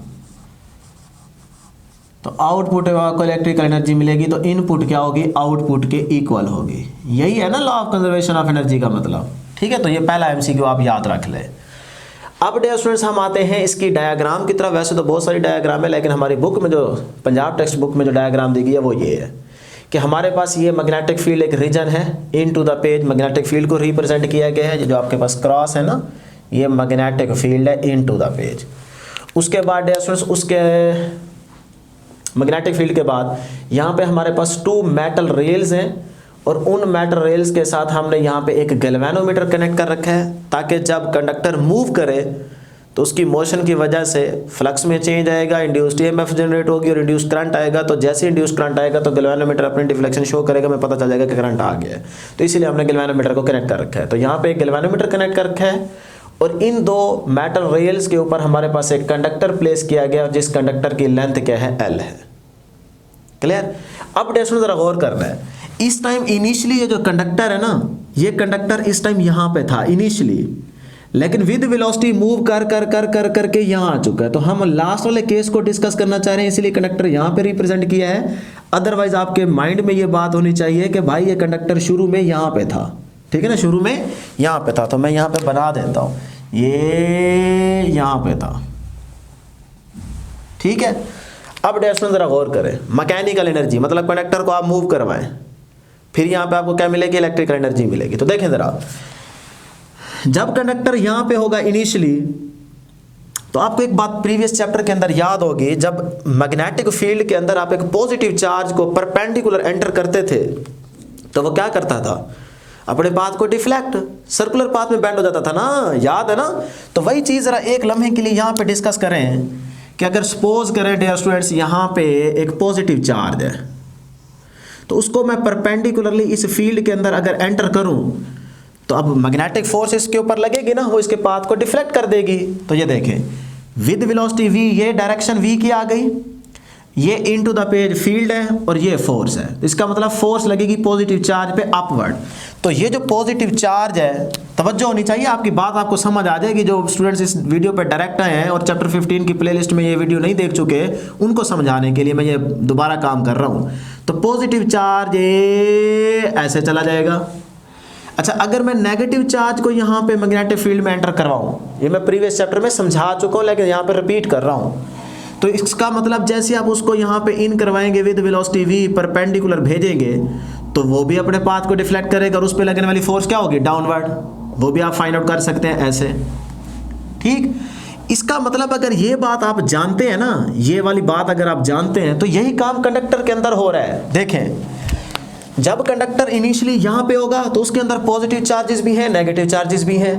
जब आप उसको विद वेलोसिटी v मूव करवाएंगे तो जो नेगेटिव चार्जेस होंगे इस एंड पे वो डाउनवर्ड मूव करना स्टार्ट कर देंगे, यानी कि कंडक्टर के नीचे वाले एंड पे आते जाएंगे। और जो पॉजिटिव चार्ज होंगे यहाँ पे ऊपर भी होंगे लेकिन वो रहेंगे उधर ही। पॉजिटिव जो चार्ज होंगे उनका पाथ आप देख रहे हैं वो ऊपर जा रहे हैं। तो जैसे जैसे कंडक्टर आगे मूव करेगा, इस कंडक्टर के नीचे वाले एंड में जो पॉजिटिव चार्ज होंगे वो अपने पाथ को ऐसे डिफ्लेक्ट करते जाएंगे, मतलब वो कंडक्टर के ऊपर वाले एंड की तरफ चलते जाएंगे। जैसे ही बाहर आपको पाथ नजर आ रहा है वैसे ही सिचुएशन इस कंडक्टर के अंदर हो रही होगी। बात समझ रहे हैं? शुरू में कंडक्टर यहां पे था, चार्जेस थे, पॉजिटिव नेगेटिव इस एंड पे भी थी, पॉजिटिव नेगेटिव इस एंड पे भी थे। जब आप विद वेलोसिटी v मूव करवाएंगे ना डियर स्टूडेंट्स, मूव कराएंगे कंडक्टर को, तो कंडक्टर के अंदर चार्जेस का बिहेवियर ऐसा ही होगा कि जो नेगेटिव होंगे ऊपर वाले एंड पे वो कंडक्टर के नीचे वाले एंड की तरफ आते जाएंगे, और जो नीचे वाले एंड पे पॉजिटिव होंगे वो कंडक्टर के ऊपर वाले एंड की तरफ पहुंचते जाएंगे, इकट्ठे होते जाएंगे। बात समझ आ गई? तो जब हम यहां पे पहुंचेंगे तब डियर स्टूडेंट्स इसका मतलब ये होगा कि पॉजिटिव चार्ज सारे यहां पे इकट्ठे हो चुके हैं और नेगेटिव चार्ज यहां पे इकट्ठे हो चुके हैं। बात समझ आ गई? तो अब हम क्या करेंगे, इस सिचुएशन देखें, पॉजिटिव यहां पे नेगेटिव, तो इसका मतलब यहां पे पोटेंशियल डिफरेंस क्रिएट हो गया है। तो ये बन गया हाई पोटेंशियल, ये हाई पोटेंशियल और ये लो पोटेंशियल, दो एंड बन गए। अब डियर स्टूडेंट्स याद रखिएगा, यहाँ पे हम ज़्यादा डिटेल डिस्कस नहीं करेंगे कि भाई इलेक्ट्रिक फील्ड कैसे है, क्योंकि पॉजिटिव टू नेगेटिव यहाँ पे इलेक्ट्रिक फील्ड भी तो होगा ना, इसके अंदर इलेक्ट्रिक फील्ड भी जनरेट हो जाएगा, लेकिन उसको डिस्कस करने की ज़रूरत नहीं है क्योंकि हम मैथमेटिकल प्रूफ तो करने नहीं जा रहे, हम तो जस्ट उसके इंपॉर्टेंट पॉइंट डिस्कस करेंगे। लेकिन हम ये देख लेते हैं कि अगर वो पॉजिटिव चार्ज पे लगने वाली मैग्नेटिक फोर्स पूछ ले, उसकी डायरेक्शन पूछ ले, तो वो आपको पता होनी चाहिए। तो मैग्नेटिक फोर्स कैसे कैलकुलेट करेंगे, देखें जी। विद वेलोसिटी v, v की डायरेक्शन ये है, कंडक्टर को मूव करवा रहे हैं आप, b magnetic into the page ये है, वेलोसिटी ये है, थंब छोड़े आपके पास पॉजिटिव चार्ज पे लगने वाली फोर्स है, तो अपवर्ड। तो इसका मतलब यहाँ पे पॉजिटिव चार्ज पे लगने वाली फोर्स क्या है, अपवर्ड। तो ये आगे डियर स्टूडेंट्स मैग्नेटिक फोर्स, ठीक। अब देखें ना, ये पॉजिटिव चार्ज को ऊपर वाले एंड तक कौन लेके जा रहा है कंडक्टर में, हम कि कंडक्टर के अंदर घुस के कह रहे हैं कि भाई चार्ज ऊपर आ जा, नहीं, और मैग्नेटिक फोर्स उन पॉजिटिव चार्ज को ऊपर वाले एंड की तरफ लेके जा रही है जब आप कंडक्टर को मूव करा रहे होंगे तब। अब मैं ऐसा क्यों कह रहा हूं, तब जोर मैंने क्यों दिया है, क्योंकि लास्ट में यहां दो इंपॉर्टेंट एमसीक्यूज डिस्कस करूंगा और फिर नहीं कहना कि बताया नहीं, बल्कि आपसे पूछूंगा, ठीक है ना। तो इस तरह डियर स्टूडेंट्स मैग्नेटिक फोर्स आपने डायरेक्शन उसकी फाइंड आउट कर ली, तो पॉजिटिव चार्ज यहाँ पे आ गए, तो इसका मतलब करंट की जो डायरेक्शन है वो आपके पास फ्रॉम पॉजिटिव टू नेगेटिव ये होगी, ये आगे करंट की डायरेक्शन। अब जैसे ही गैल्वेनोमीटर से करंट पास करेगा तो गैल्वेनोमीटर की जो नीडल होगी वो डिफ्लेक्ट करेगी और हमें पता चल जाएगा यहाँ पे इंड्यूस करंट आ चुका है। तो ये होगी डियर स्टूडेंट्स करंट की डायरेक्शन। अब एक पॉइंट नोट कर लें, कंडक्टर में करंट की डायरेक्शन क्या है, from negative to positive, charges की मूवमेंट भी ऐसी है। तो इसका मतलब कंडक्टर में जो डायरेक्शन है वो है नेगेटिव टू पॉजिटिव, लेकिन सर्किट में करंट की डायरेक्शन है फ्रॉम पॉजिटिव टू नेगेटिव। ये बात लिख ले, कंडक्टर में डायरेक्शन है नेगेटिव टू पॉजिटिव और सर्किट में करंट की डायरेक्शन है फ्रॉम पॉजिटिव टू नेगेटिव। अब आते हैं डियर स्टूडेंट्स, यहां पे देखें जैसे ही पोटेंशियल डिफरेंस क्रिएट होगा तो ये एक सेल जैसा बिहेवियर नहीं बन गया, सेल भी तो ऐसे ही था ना। तो फिर यहाँ पे जो पोटेंशियल होगा वो क्या होगा, डेल्टा वी, और delta V is equal to V B minus V A, क्योंकि बी पॉइंट पे पोटेंशियल हाई है और ए पॉइंट पे क्या है, लो है। तो V B minus V A, ये आपके पास पोटेंशियल डिफरेंस आ गया, और यही पोटेंशियल डिफरेंस आपका क्या कहलाएगा, इंड्यूस्ड ईएमएफ कहलाएगा, इंड्यूस्ड ईएमएफ। अब ये इंड्यूस्ड ईएमएफ किसके इक्वल होगी? डियर स्टूडेंट्स, अब यहाँ पे इलेक्ट्रिक फील्ड है, मैग्नेटिक फोर्स है, इलेक्ट्रिक फोर्स मैग्नेटिक फोर्स के इक्वल करके एक रिलेशन आएगा। ठीक है, इसका और मेथड भी है आसान, लेकिन मैं यहाँ पे कोई मैथमेटिकल प्रूफ नहीं करने वाला, मैं डायरेक्ट इक्वेशन लिखने वाला हूँ। तो इक्वेशन क्या है आपके पास, minus v B L sine into theta. तो अब डियर स्टूडेंट्स, अगर एंगल की बात करें तो v और b, v ये है आपके पास और b इनटू द पेज है, तो इसका मतलब एंगल थीटा जो है वो आपके पास क्या होगा, 90। तो अगर आप यहाँ पे पुट करें तो साइन 91 हो जाएगा। तो हमारे पास जो मैक्सिमम इंड्यूस्ड ईएमएफ आएगी वो क्या होगी, माइनस का VBL होगी। ये बन गई जी इक्वेशन नंबर ए। यहाँ तक डियर स्टूडेंट्स किसी को कोई मसला नहीं होना चाहिए, यहाँ तक एक दफ़ा देख लें। ये आपके पास इंपॉर्टेंट इक्वेशन है। मैं फिर से कह रहा हूँ, ये क्वेश्चन कैसे आई इस तरफ आपने नहीं जाना, क्योंकि ये आप टॉपिक में पढ़ चुके हैं, प्रूफ कर चुके हैं। 2-3 इसके मेथड हैं। तो हमारी बुक में एक थोड़ा सा लेंथी मेथड है, लेकिन इसका एक शॉर्ट ट्रिक भी है, तो वो कोई ज़रूरत नहीं है यहाँ पे करने की। ठीक है ना, आप पावर के 2 फार्मूला लगा के इक्वल कर सकते हैं। तो MCQ देखते हैं जी। यहाँ पे इस रिलेशन को देखते हुए आपने सबसे पहले देखें, MCQ आपका बनता है कि भाई इंड्यूस्ड ईएमएफ जो है वो V पे भी डिपेंड कर रही है, B पे भी कर रही है, L पे भी कर रही है, एंगल थीटा पे भी कर रही है ना। तो फिर यहाँ पे लिख लेते हैं कि डियर स्टूडेंट्स, हमारे पास जो इंड्यूस्ड ईएमएफ है वो डायरेक्टली प्रोपोर्शनल है V के। इसी तरह इंड्यूस्ड ईएमएफ डायरेक्टली प्रोपोर्शनल है डियर स्टूडेंट्स लेंथ के, और इसी तरह इंड्यूस्ड ईएमएफ डायरेक्टली प्रोपोर्शनल है डियर स्टूडेंट्स B के, मैग्नेटिक फील्ड स्ट्रेंथ के। कि अगर आप यहाँ पे मैग्नेटिक फील्ड B बढ़ाएंगे तो इंड्यूस्ड ईएमएफ भी बढ़ जाएगी। ठीक है, तो ये सारा डायरेक्ट रिलेशन है। ये आपका पहला MCQ बन जाएगा, यहाँ से कुछ भी पूछ सकता है वो। दूसरे नंबर पे अगर हम एंगल की बात करें थीटा की, तो फिर डियर स्टूडेंट्स याद रखिएगा, when theta is equal to 0 degree या फिर थीटा इज इक्वल टू 180, क्योंकि साइन 0 भी 0 होता है, साइन 180 भी क्या होता है, 0 होता है। तो जब यहाँ पे 0 पुट करेंगे, मल्टीप्लाई करेंगे, सारा आंसर क्या हो जाएगा, 0 हो जाएगा। तो इसका मतलब इन दो एंगल्स पे इंड्यूस्ड ईएमएफ आपके पास क्या रहेगी डियर स्टूडेंट्स, 0 रहेगी। ये दूसरा MCQ है, वो आपसे 180 या 0 की बात कर सकते हैं। और तीसरा आपको पता ही है कि जब एंगल 90 होगा तब डियर स्टूडेंट्स आपके पास क्या होगा, रिजल्ट मैक्सिमम आएगा। ठीक है ना, इंड्यूस्ड ईएमएफ मैक्सिमम आएगी। उसके बाद नंबर 3 पे याद रखिएगा कि सिर्फ ये इक्वेशन ना देखते रहना कि इंड्यूस्ड ईएमएफ की मोशनल ईएमएफ में जो मैथमेटिकल रिलेशन है वो है माइनस VBL साइन थीटा। अगर वो MCQ में साइन थीटा की ऑप्शन ना दे, वो इस तरह की ऑप्शन दे दे, तो फिर याद रखिएगा ये भी इसी इक्वेशन के इक्वल है कि माइनस का VBL cos इंटू 90 माइनस का थीटा। तो ये इक्वेशन भी डियर स्टूडेंट्स इसके क्या है, इक्वल है। आप कर सकते हैं इसको cos 90 यानी कि cos alpha cos beta plus sine alpha sign beta. तो साइन 90 1 हो जाएगा, साइन थीटा बच जाएगा। ठीक है, cos 90 0 हो जाएगा। तो इस तरह से यहाँ पे साइन थीटा आ जाएगा, तो वही इक्वेशन दोबारा बन जाएगी। तो ये भी आपके से MCQ में इक्वेशन पूछी जा सकती है, आपने ऑप्शन देख लेनी है। नेक्स्ट हमारे पास नंबर 4 पे एक MCQ है, हाफ ऑफ द मैक्सिमम। देखिए मैक्सिमम वैल्यू ये है ना, तो इस मैक्सिमम वैल्यू का अगर आपसे हाफ पूछ लिया जाए कि किस एंगल पे आती है, जैसे आपने फ्लक्स में आपको बताया था, उससे पीछे आपको मैग्नेटिक फोर्स जब पढ़ा रहा था तब भी आपको ये MCQ करवाया था। तो यहाँ पे भी आप वही MCQ कर लें कि देखें अगर आपको हाफ चाहिए तो मैक्सिमम का हाफ, तो थीटा कितना होगा देखते हैं जी।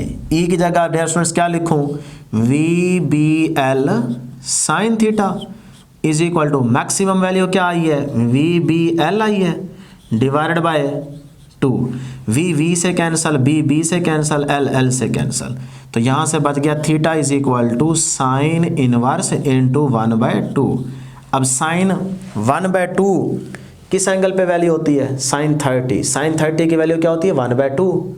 तो साइन इनवर्स 1/2 क्या हो जाएगा, 30। तो इसका मतलब एंगल क्या होगा, 30।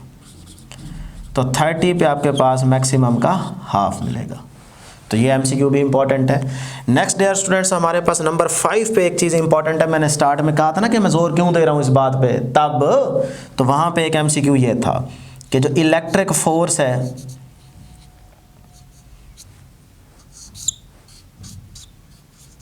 ये मैग्नेटिक फोर्स से लेस कब होगी, और यही चीज़ मैं अगर ऐसे लिख दूं तभी तो बात एक ही है ना,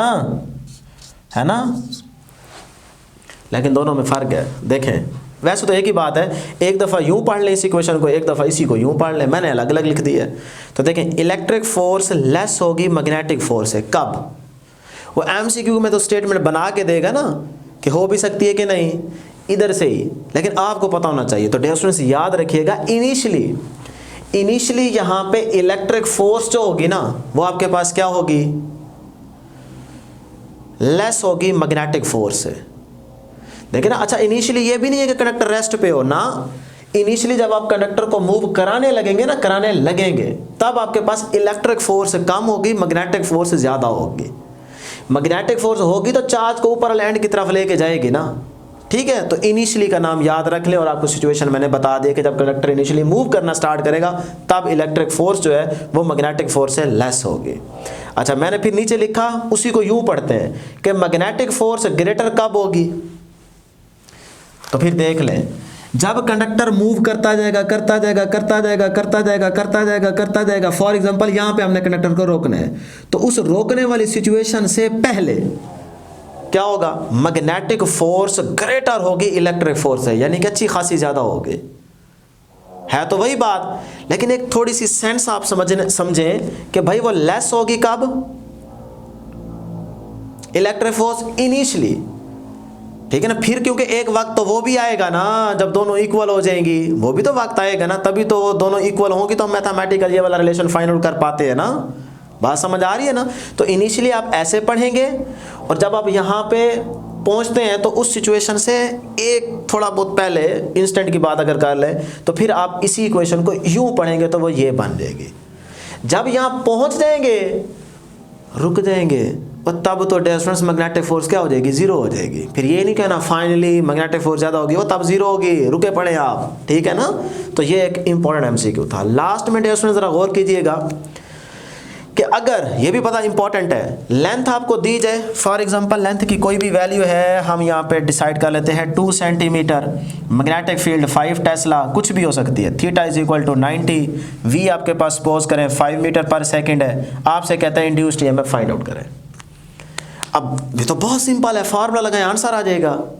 मैं असल में बताना क्या चाहता हूँ, डियर स्टूडेंट जब इसका आंसर आएगा ना, तो फॉर एग्जांपल अगर उसकी ऑप्शन नेगेटिव में भी है और वही आंसर पॉजिटिव में भी है और आगे फिर कोई और है, चार्ली ऑप्शन, डेल्टा ऑप्शन कुछ और है, मैं आपको सिर्फ बताना ये चाहता हूँ कि जब आप इस तरह का फार्मूला अप्लाई करेंगे ना, तो जो नेगेटिव में ऑप्शन हो ना, यानी कि आंसर की वैल्यू सेम, एक दफ़ा पॉजिटिव में होगी, एक दफ़ा नेगेटिव में भी होगी ऑप्शन, तो जो नेगेटिव में ऑप्शन हो वो सेलेक्ट करनी है, जो पॉजिटिव में ऑप्शन होगी वो आपने सेलेक्ट नहीं करनी, आपने नेगेटिव वाली ऑप्शन सेलेक्ट करनी, क्योंकि फार्मूले में क्या है, नेगेटिव। ये था मेरा बताने का मकसद। हाँ, अगर नेगेटिव ऑप्शन नहीं है फिर क्या करें, अगर नेगेटिव ऑप्शन नहीं है फिर आप पॉजिटिव वाली ऑप्शन को सेलेक्ट कर सकते हैं। क्लियर है। उसके बाद ऐसे एक और एमसीक्यू सुन ले, अगर ई भी दिया हो, बी भी दिया हो, वी भी दिया हो, एल भी दिया हो, सारी वैल्यूज क्या हो, गिवन, आपसे कहे एंगल फाइंड आउट करें, और जो एंगल का आंसर आए वो आंसर पॉजिटिव में भी हो, नेगेटिव में भी हो, फिर क्या करेंगे, तो फिर यहाँ वाली बच्चे बात याद रख के ना वो यहाँ पे भी अप्लाई कर देते हैं, वो एंगल नेगेटिव में नहीं होता, वो पॉजिटिव ही होता है हमेशा। तो फिर आपने एंगल की बारी में आंसर कौन सी ऑप्शन वाली सिलेक्ट करनी है, ऑप्शन किस आंसर वाली, पॉजिटिव वाले, नेगेटिव वाले नहीं। हाँ, इंड्यूस्ड ईएमएफ का आंसर नेगेटिव में हो तो नेगेटिव सेलेक्ट करना है, अगर नेगेटिव में ना दिया हो तो पॉजिटिव, और एंगल जो होगा वो हमने हमेशा पॉजिटिव ही सिलेक्ट करना है। तो ये थी डियर स्टूडेंट्स इमोशनल ईएमएफ की डिस्कशन। अब हम देखते हैं फैराडेज लॉ। अब डियर स्टूडेंट्स हमारे पास है फैराडेज लॉ। तो इस टॉपिक में डियर स्टूडेंट्स यहाँ पे हम ना कोई तो डायग्राम डिस्कस करने वाले हैं और ना ही हम यहाँ पे मैथमेटिकल प्रूफ करेंगे, बल्कि जस्ट हम कुछ इंपॉर्टेंट मैथमेटिकल इक्वेशंस को यूज़ करेंगे ताकि अगर कोई एमसीक्यू आता है तो वो आप इजीली सॉल्व कर सके। अगर डियर स्टूडेंट्स ये टॉपिक आपको डिटेल में समझना है और मैथमेटिकल प्रूफ देखना है, डायग्राम को अंडरस्टैंड करना है, तो फिर आप इस चैप्टर 15 की प्लेलिस्ट में जाएं, वहाँ पे आपको इस टॉपिक पे अलग से वीडियो मिल जाएगी। लेकिन एनएमडी कैट के स्टूडेंट्स इस तरफ नहीं जाएंगे, वो जस्ट इन मैथमेटिकल इक्वेशंस को यूज़ करेंगे जो हम यहाँ पे अभी डिस्कस करने वाले हैं। तो देखें डियर स्टूडेंट्स, फर्स्ट स्टेटमेंट, यानी कि अभी जो हम प्रीवियस स्लाइड के अंदर बात कर रहे थे कि इंड्यूस्ड ईएमएफ जो है डियर स्टूडेंट्स वो किस वजह से है, उसकी कॉज क्या है, चेंज ऑफ मैग्नेटिक फ्लक्स। बस इतनी बात याद रखनी है, ठीक है। दूसरी स्टेटमेंट आप ये बता सकते हैं कि भाई इस इंड्यूस्ड ईएमएफ की वैल्यू क्या है, तो ये भी आपको बताया था ना, तो इसका रिलेशन क्या है, वैल्यू क्या है, तो वो थी dear students rate of change of magnetic flux, ठीक है। अब अगर एक लूप की बजाय हमारे पास n लूप्स आ जाएं तो डियर स्टूडेंट्स फिर आप इस इक्वेशन में, वैल्यू वाली इक्वेशन में क्या करेंगे, साथ में n यूज करेंगे और एक नेगेटिव साइन भी यूज करेंगे। अब नेगेटिव साइन यहाँ पे किस चीज को इंडिकेट कर रहा है वो हम यहाँ पे लेंज लॉ के टॉपिक में अंडरस्टैंड करेंगे। फिलहाल आप ये इक्वेशन याद रख लें, ठीक है, फैराडेज लॉ की ही है इंड्यूस्ड ईएमएफ की वैल्यू। अब यहीं से स्टेटमेंट देखिएगा, कहता है the average induced EMF in a coil of n loops is equal to the negative rate of change of magnetic flux. तो बहुत सिंपल इसकी स्टेटमेंट है। तो डियर स्टूडेंट्स अब हम अगर इसके प्रूफ की तरफ जाएं तो हमें मोशनल ईएमएफ की जो इक्वेशन थी E is equal to minus का VBL, मैक्सिमम की बात कर रहा हूँ, उस इक्वेशन को यूज़ करके आप इसके मैथमेटिकल इक्वेशन को प्रूव कर सकते हैं। लेकिन हम प्रूफ की तरफ नहीं जाएंगे, हम जस्ट इसकी मैथमेटिकल इक्वेशंस को यूज़ करेंगे। तो वो हमारे पास क्या आती है, अगर n हमारे पास क्या हो 1, एक लूप हो, तब डियर स्टूडेंट्स ईएमएफ की वैल्यू आएगी माइनस का delta phi over delta T, ठीक है। अगर हमारे पास n लूप्स हो, बहुत सारे लूप्स हो, फिर आपके पास इक्वेशन आती है जी माइनस का n delta phi over delta T. ये डियर स्टूडेंट्स आपके पास इक्वेशन होगी इंड्यूस्ड ईएमएफ की फैराडेज लॉ के टॉपिक में। अब हम कुछ इंपॉर्टेंट इक्वेशंस देखते हैं जो कि एमसीक्यू के तौर पे आपसे पूछी जा सकती है, जिनको यूज़ करना आपको आना चाहिए ताकि एमसीक्यू आता है तो आप इजीली सॉल्व कर सके। तो पहली आती है जी इक्वेशन एवरेज इंड्यूस्ड ईएमएफ की। तो ये देखें, average induced EMF is equal to, यही इक्वेशन यूज़ करेंगे, सिर्फ आपने फ्लक्स को क्या कर देना है, फाइनल माइनस इनिशियल, क्योंकि एमसीक्यू के स्टेटमेंट में वो दे सकते हैं ना फाइनल फ्लक्स और उसके बाद इनिशियल फ्लक्स। तो जिस तरह की स्टेटमेंट आएगी फिर आपने टेंशन नहीं लेनी, चेंज ऑफ फ्लक्स का मतलब यही है फाइनल माइनस इनिशियल। तो ये आ जाएगा dear students final minus initial divided by delta T. तो ये आपके पास एवरेज इंड्यूस्ड ईएमएफ की इक्वेशन है। उसके बाद अगर हम इंड्यूस्ड करंट की बात करें तो डियर स्टूडेंट्स जो इंड्यूस्ड करंट की इक्वेशन आएगी according to ohm law I is equal to, ठीक है ना। वैसे ये ओहम लॉ की इक्वेशन नहीं है, रेजिस्टेंस को फाइंड आउट करने के लिए इक्वेशन यूज़ की जाती है, ठीक है ना, लेकिन हम बोल देते हैं। तो I is equal to V over R, तो V की जगह E लिख सकता हूँ ना, तो E ओवर R। अब देखें E की ये वाली वैल्यू चाहे ये वाली वैल्यू पुट करेंगे, R नीचे रहेगा तो ये I आ जाएगा आपके पास। तो फिर मैं यहाँ पे लिख सकता हूँ डियर स्टूडेंट्स कि induced current is equal to, अगर आप I स्मॉल लिखेंगे तो ये इंड्यूस्ड करंट को ही इंडिकेट करता है, तो माइनस का n, देखें E की जगह ये वाली वैल्यू लिखें और R है नीचे, तो डेल्टा टी ऑटोमेटिकली R के साथ आ जाएगा ना। तो फिर मैं डायरेक्ट करने लगा हूँ, तो ये आ जाएगा जी delta phi divide by delta t और ये वाला R वैसे का वैसे। तो ये आपके पास इंड्यूस्ड करंट की इक्वेशन आ जाएगी। अब यहाँ से अगर आप R निकालना चाहते हैं तो आप R को भी इजीली फाइंड आउट कर सकते हैं। अब डियर स्टूडेंट्स हमें चाहिए इंड्यूस्ड चार्ज। तो देखें इंड्यूस्ड चार्ज की इक्वेशन क्या आएगी, यहाँ से देखें I is equal to Q over T या डेल्टा T। अब Q यहाँ लिखें, डेल्टा T इस साइड पे जाके मल्टीप्लाई हो जाएगा, तो डेल्टा T से कैंसिल हो जाएगा। बात समझ रहे हैं ना, ये वाला डेल्टा T इस साइड पे आके मल्टीप्लाई, तो डेल्टा T से कैंसिल, माइनस का n delta phi over R, ये क्या आ जाएगा, Q आ जाएगा। तो फिर मैं लिख देता हूँ जी माइनस का n delta phi over R। लो जी आपके पास इंड्यूस चार्ज की इक्वेशन आ गई। अब यहाँ से आप डियर स्टूडेंट्स R को कैलकुलेट करना चाहें वो आप फाइंड आउट कर सकते हैं, इसी तरह यहाँ से करना चाहें तब भी आपके पास R आ जाएगा, ठीक है जी। अब डियर स्टूडेंट्स अगर स्टेटमेंट में वो आपको रेडियस की वैल्यू देता है, B की देता है, N की देता है, T की देता है, थीटा की देता है और आपसे कहता है इंड्यूस्ड ईएमएफ फाइंड आउट करें, तो फिर आपने सर नहीं पकड़ के बैठ जाना और वो स्टेटमेंट में मेंशन करेगा R की अगर दे रहा है वैल्यू तो इसका मतलब वो कहेगा कि सर्कल या रेक्टेंगल या कोई स्क्वायर, कुछ ना कुछ बोलेगा। तो देखें अगर हम इस इक्वेशन को ऐसे लिखना चाहें, ये जो इक्वेशन है फाई की जगह ऐसे लिख सकते हैं ना, induced EMF is equal to minus का n, फाई क्या होता है, B dot A, B A cos theta, तो डेल्टा फाई बी की जगह लिख सकता हूँ ना, बी डेल्टा ए, अगर बी में चेंज आ रहा है तो डेल्टा इसके साथ लगा देंगे, cos into theta divide by delta T. अब देखें, अब एरिया आर दिया होगा स्टेटमेंट में, तो सर्कल कहे, स्क्वायर कहे, रेक्टेंगल कहे तो आपको पता होगा। अगर सर्कल कह रहा है तो एरिया क्या है, पाई आर स्क्वायर। अगर स्क्वायर कह रहा है तो फिर डियर स्टूडेंट्स एरिया किसके इक्वल होगा, एल स्क्वायर, क्योंकि ये वाली साइड लेंथ और ये वाली साइड मल्टीप्लाई, तो इस तरह एल स्क्वायर आ जाएगा। तो ये आप कुछ रिलेशन यहाँ पे याद रखेंगे तो आपको हेल्प मिलेगी। अब आते हैं जी लेंज़ेज लॉ की तरफ।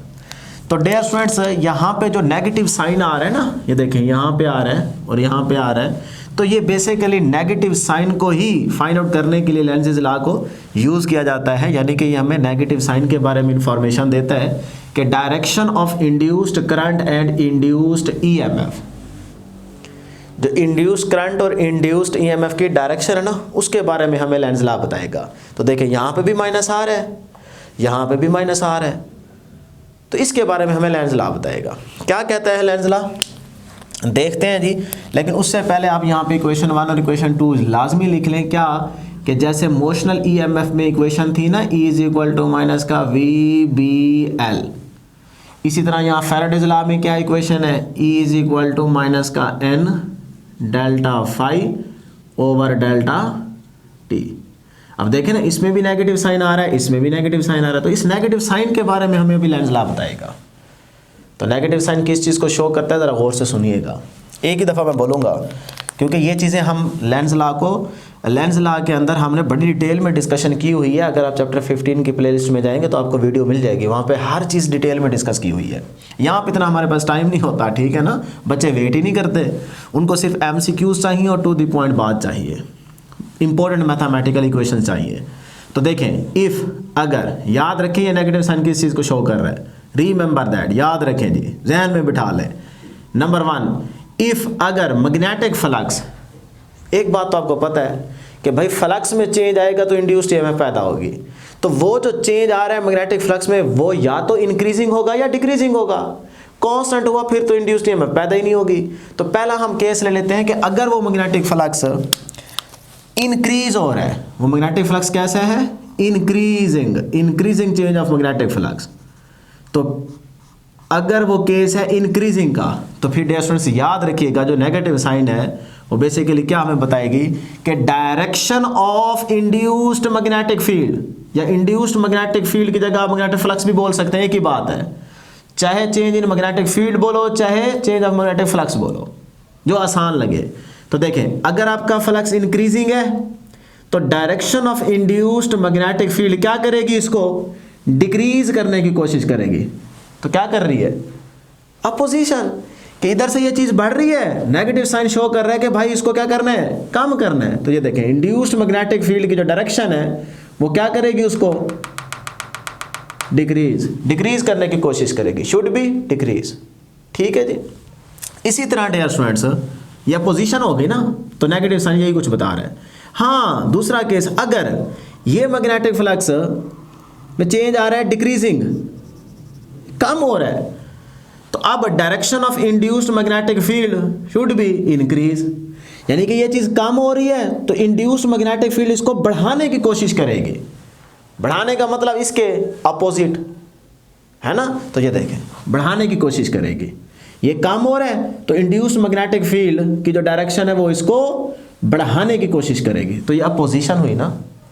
तो इसका मतलब जिसकी वजह से जो इंड्यूस्ड मैग्नेटिक फील्ड प्रोड्यूस हो रही है, जनरेट हो रही है, वो अपनी कॉज को क्या करेगी, अपोज करेगी। तो नेगेटिव साइन बता रहा है, लेंज़ लॉ यही इंफॉर्मेशन दे रहा है कि भाई जिसकी वजह से जो चीज़ पैदा होगी ना, वही चीज़ पैदा करने वाली चीज़ को अपोज करेगी, उसकी मुखालफत करेगी। भले का ज़माना नहीं है ना, एक हम चीज़ दे रहे हैं, उसकी हेल्प कर रहे हैं, वो चीज़ ले भी रहा है और अपोजिशन भी हमारी कर रहे हैं, यही काम यहाँ पे चल रहा है।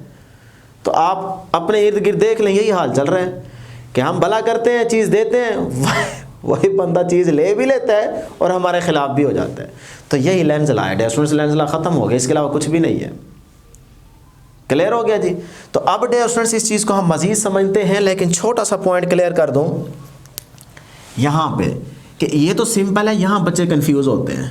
ठीक है, इसको पहले क्लियर कर लें, क्योंकि म्यूचुअल इंडक्शन का टॉपिक है नहीं आपके सिलेबस में, तो अलग से अगर देखना हो तो फिर तो आपकी मर्ज़ी है। लेकिन यहाँ पे आपको ये चीज़ मैं समझा देता हूँ कि ये जो फ्लक्स बढ़ेगा तो इंड्यूस्ड टाइम उसको डिक्रीज़ कैसे करेगी, उसका मतलब क्या है, आसान से आसान समझाता हूँ। इधर से अगर ये डिक्रीज़ हो रहा है तो इंड्यूस्ड मैग्नेटिक फील्ड इसको बढ़ाएगी कैसे, सही है, इसको ज़रा समझ लें। देखें, अगर ये वाला फ्लक्स बढ़ रहा है, इधर देखें ये बढ़ रहा है, तो इंड्यूस्ड मैग्नेटिक फील्ड इसको क्या करेगी, कम, तो मतलब वो इसको अपोज करेगी। तो ये देखें अपोज करेगी, इसकी मुखालफत करेगी। तो इतना हिस्सा यहाँ तक कैंसल, पीछे इतना बच गया, इसका मतलब क्या हो गया, कम, डिक्रीज हो गया ना आंसर। तो ये डिक्रीज हो गया। अब ये बात तो बच्चे को समझ आ जाती है कि वाकई अपोजिशन चली है। देखें ये चीज़ बढ़ रही थी और यहाँ हमने इंड्यूस मैग्नेटिक फील्ड अपोजिशन कर रही है, इतना हिस्सा कैंसल, पीछे इतना हिस्सा बच गया। एग्जाम्पल दे रहा हूँ समझाने के लिए, आसान से आसान करके। क्लियर? ओके जी, अपोजिशन आपको समझ आ रही है कि वाकई अपोजिशन हुई है, हो रही है। अब ज़रा यहाँ पे देखना है, यही चीज़ बच्चे यहाँ लगा लेते हैं और फिर बाद में सर पकड़ के बैठ जाते हैं। देखें चीज़ क्या हो रही है, कम। तो बच्चे ये समझते हैं कि अगर चीज़ कम हो रही है ना, ये देखें फॉर एग्जांपल ये कम हो रही है तो इसको बढ़ाना है। इसको बढ़ाने का मतलब इसके अपोजिशन बच्चे समझते हैं कि कम हो रही है तो ये बढ़ा दो जी, अपोजिट, ये अपोजिशन हो रही है, ये हमने अपोजिशन करवा दी। जैसे वहाँ पे कराई थी वैसे यहाँ पे करवा दी। और यार ये अपोजिशन नहीं है, तो ये कैसी अपोजिशन है, एक चीज़ कम हो रही है, आपने अपोजिट डायरेक्शन में उसको बढ़ाने की कोशिश कर दी और ये हिस्से कैंसल, रिजल्ट ज़ीरो, सारा कैंसिल हो गया। वो पहले से कम होना चाह रहा था, आपने और कम कर दी है, उसकी फेवर कर दी है, उसको सपोर्ट कर दी है कि हो जा कम, तो अपोजिशन तो हुई ना। ये कैसी अपोजिशन है कि वो पहले से कम हो रहा है, आपने और कम कर दी है, उसका फ़ायदा कर दी है, अपोजिशन तो नहीं है ना ये। तो इस केस में अपोजिशन को ज़रा समझ लें कि अगर चीज़ कम हो रही थी ना डियर स्टूडेंट्स, अगर चीज़ कम हो रही है तो उसी डायरेक्शन में हमने उसकी सपोर्ट करनी है, उसी डायरेक्शन में। वो बज़ाहिर तो लग रही होगी सपोर्ट है, लेकिन है अपोजिशन, क्योंकि वो चीज़ कम हो रही है, हम उसी डायरेक्शन में ज़्यादा करने की कोशिश करेंगे, बढ़ा देंगे, उसको रोकने की कोशिश कर देंगे। देखें अगर कोई चीज़ 5% है फॉर एग्जांपल, पहले 10 थी वो 5 हो रही है, तो हम उसी डायरेक्शन में उसको कुछ दे दें तो इसका मतलब हम उसकी अपोजिशन कर रहे हैं ना, क्योंकि वो कम हो रही है, हम उसको कुछ दे रहे हैं उसी डायरेक्शन में, तो चीज़ रुक जाएगी ना, उतनी हो जाएगी ना। तो इसका मतलब देखें ये अपोजिशन है। तो डियर स्टूडेंट्स अब याद रख लें कि अगर ये चीज़ कम हो रही है तो उसी डायरेक्शन में आपको चीज़ बढ़ाएंगे तो ये कहलाएगी अपोजिशन, कि वो कम होना चाह रही है, आप उसको रोक रहे हैं, उसी डायरेक्शन में चीज़ दे रहे हैं, ये है अपोजिशन। अगर आप इसके अपोजिट चले गए तो ये इससे कैंसिल, रिजल्ट ज़ीरो, कम होना चाह रहा था आपने और कम कर दिया, ये अपोजिशन नहीं है।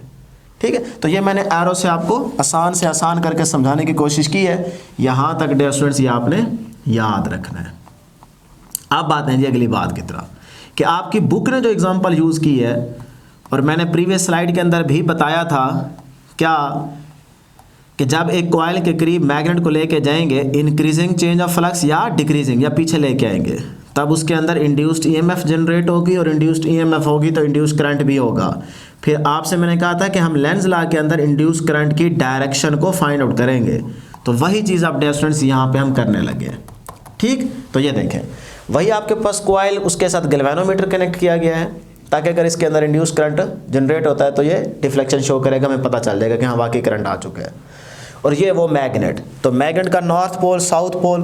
अब डियर स्टूडेंट्स होगा क्या, देखें नॉर्थ से फील्ड निकलता है ना, साउथ में इन होता है, तो सपोज कर लें जी ये आपके पास क्या है, मैग्नेटिक फील्ड।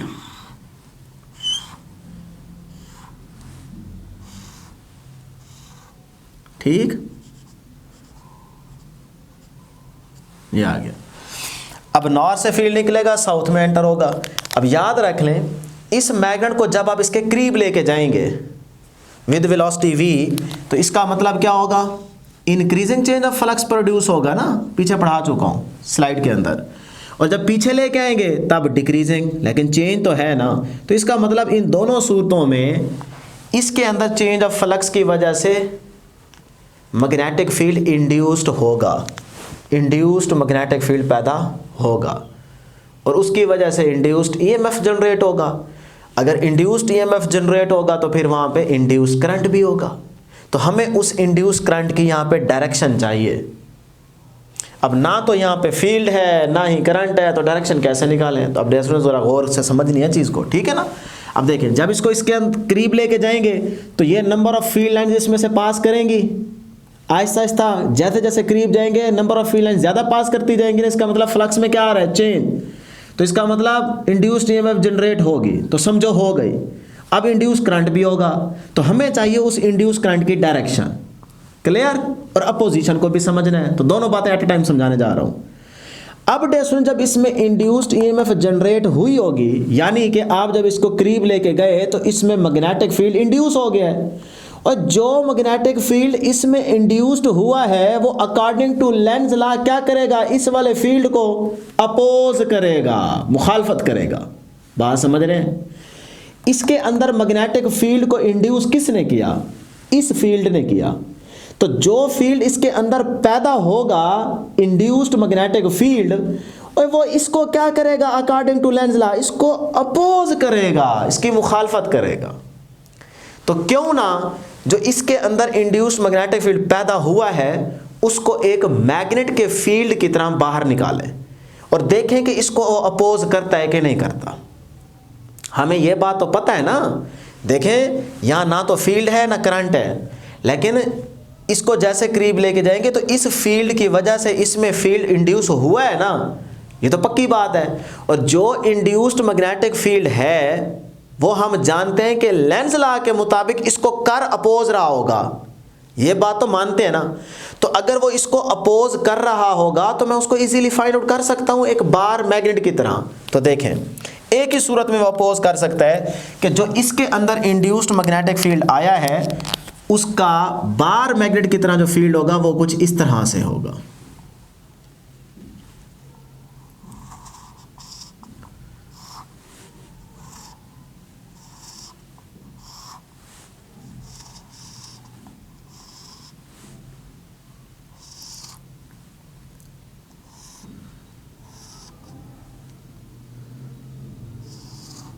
चलो जी, ठीक है ना। ये अभी फील्ड, ये कौन सा फील्ड है, तवज्जो, ये इंड्यूस्ड फील्ड है, इंड्यूस्ड मैग्नेटिक फील्ड है। अब ये जो इसके अंदर इंड्यूस्ड मैग्नेटिक फील्ड आया किसकी वजह से आया है, इसकी वजह से आया है। तो इसको क्या करेगा, अपोज, ऐसे ही है ना, अपोज करेगा।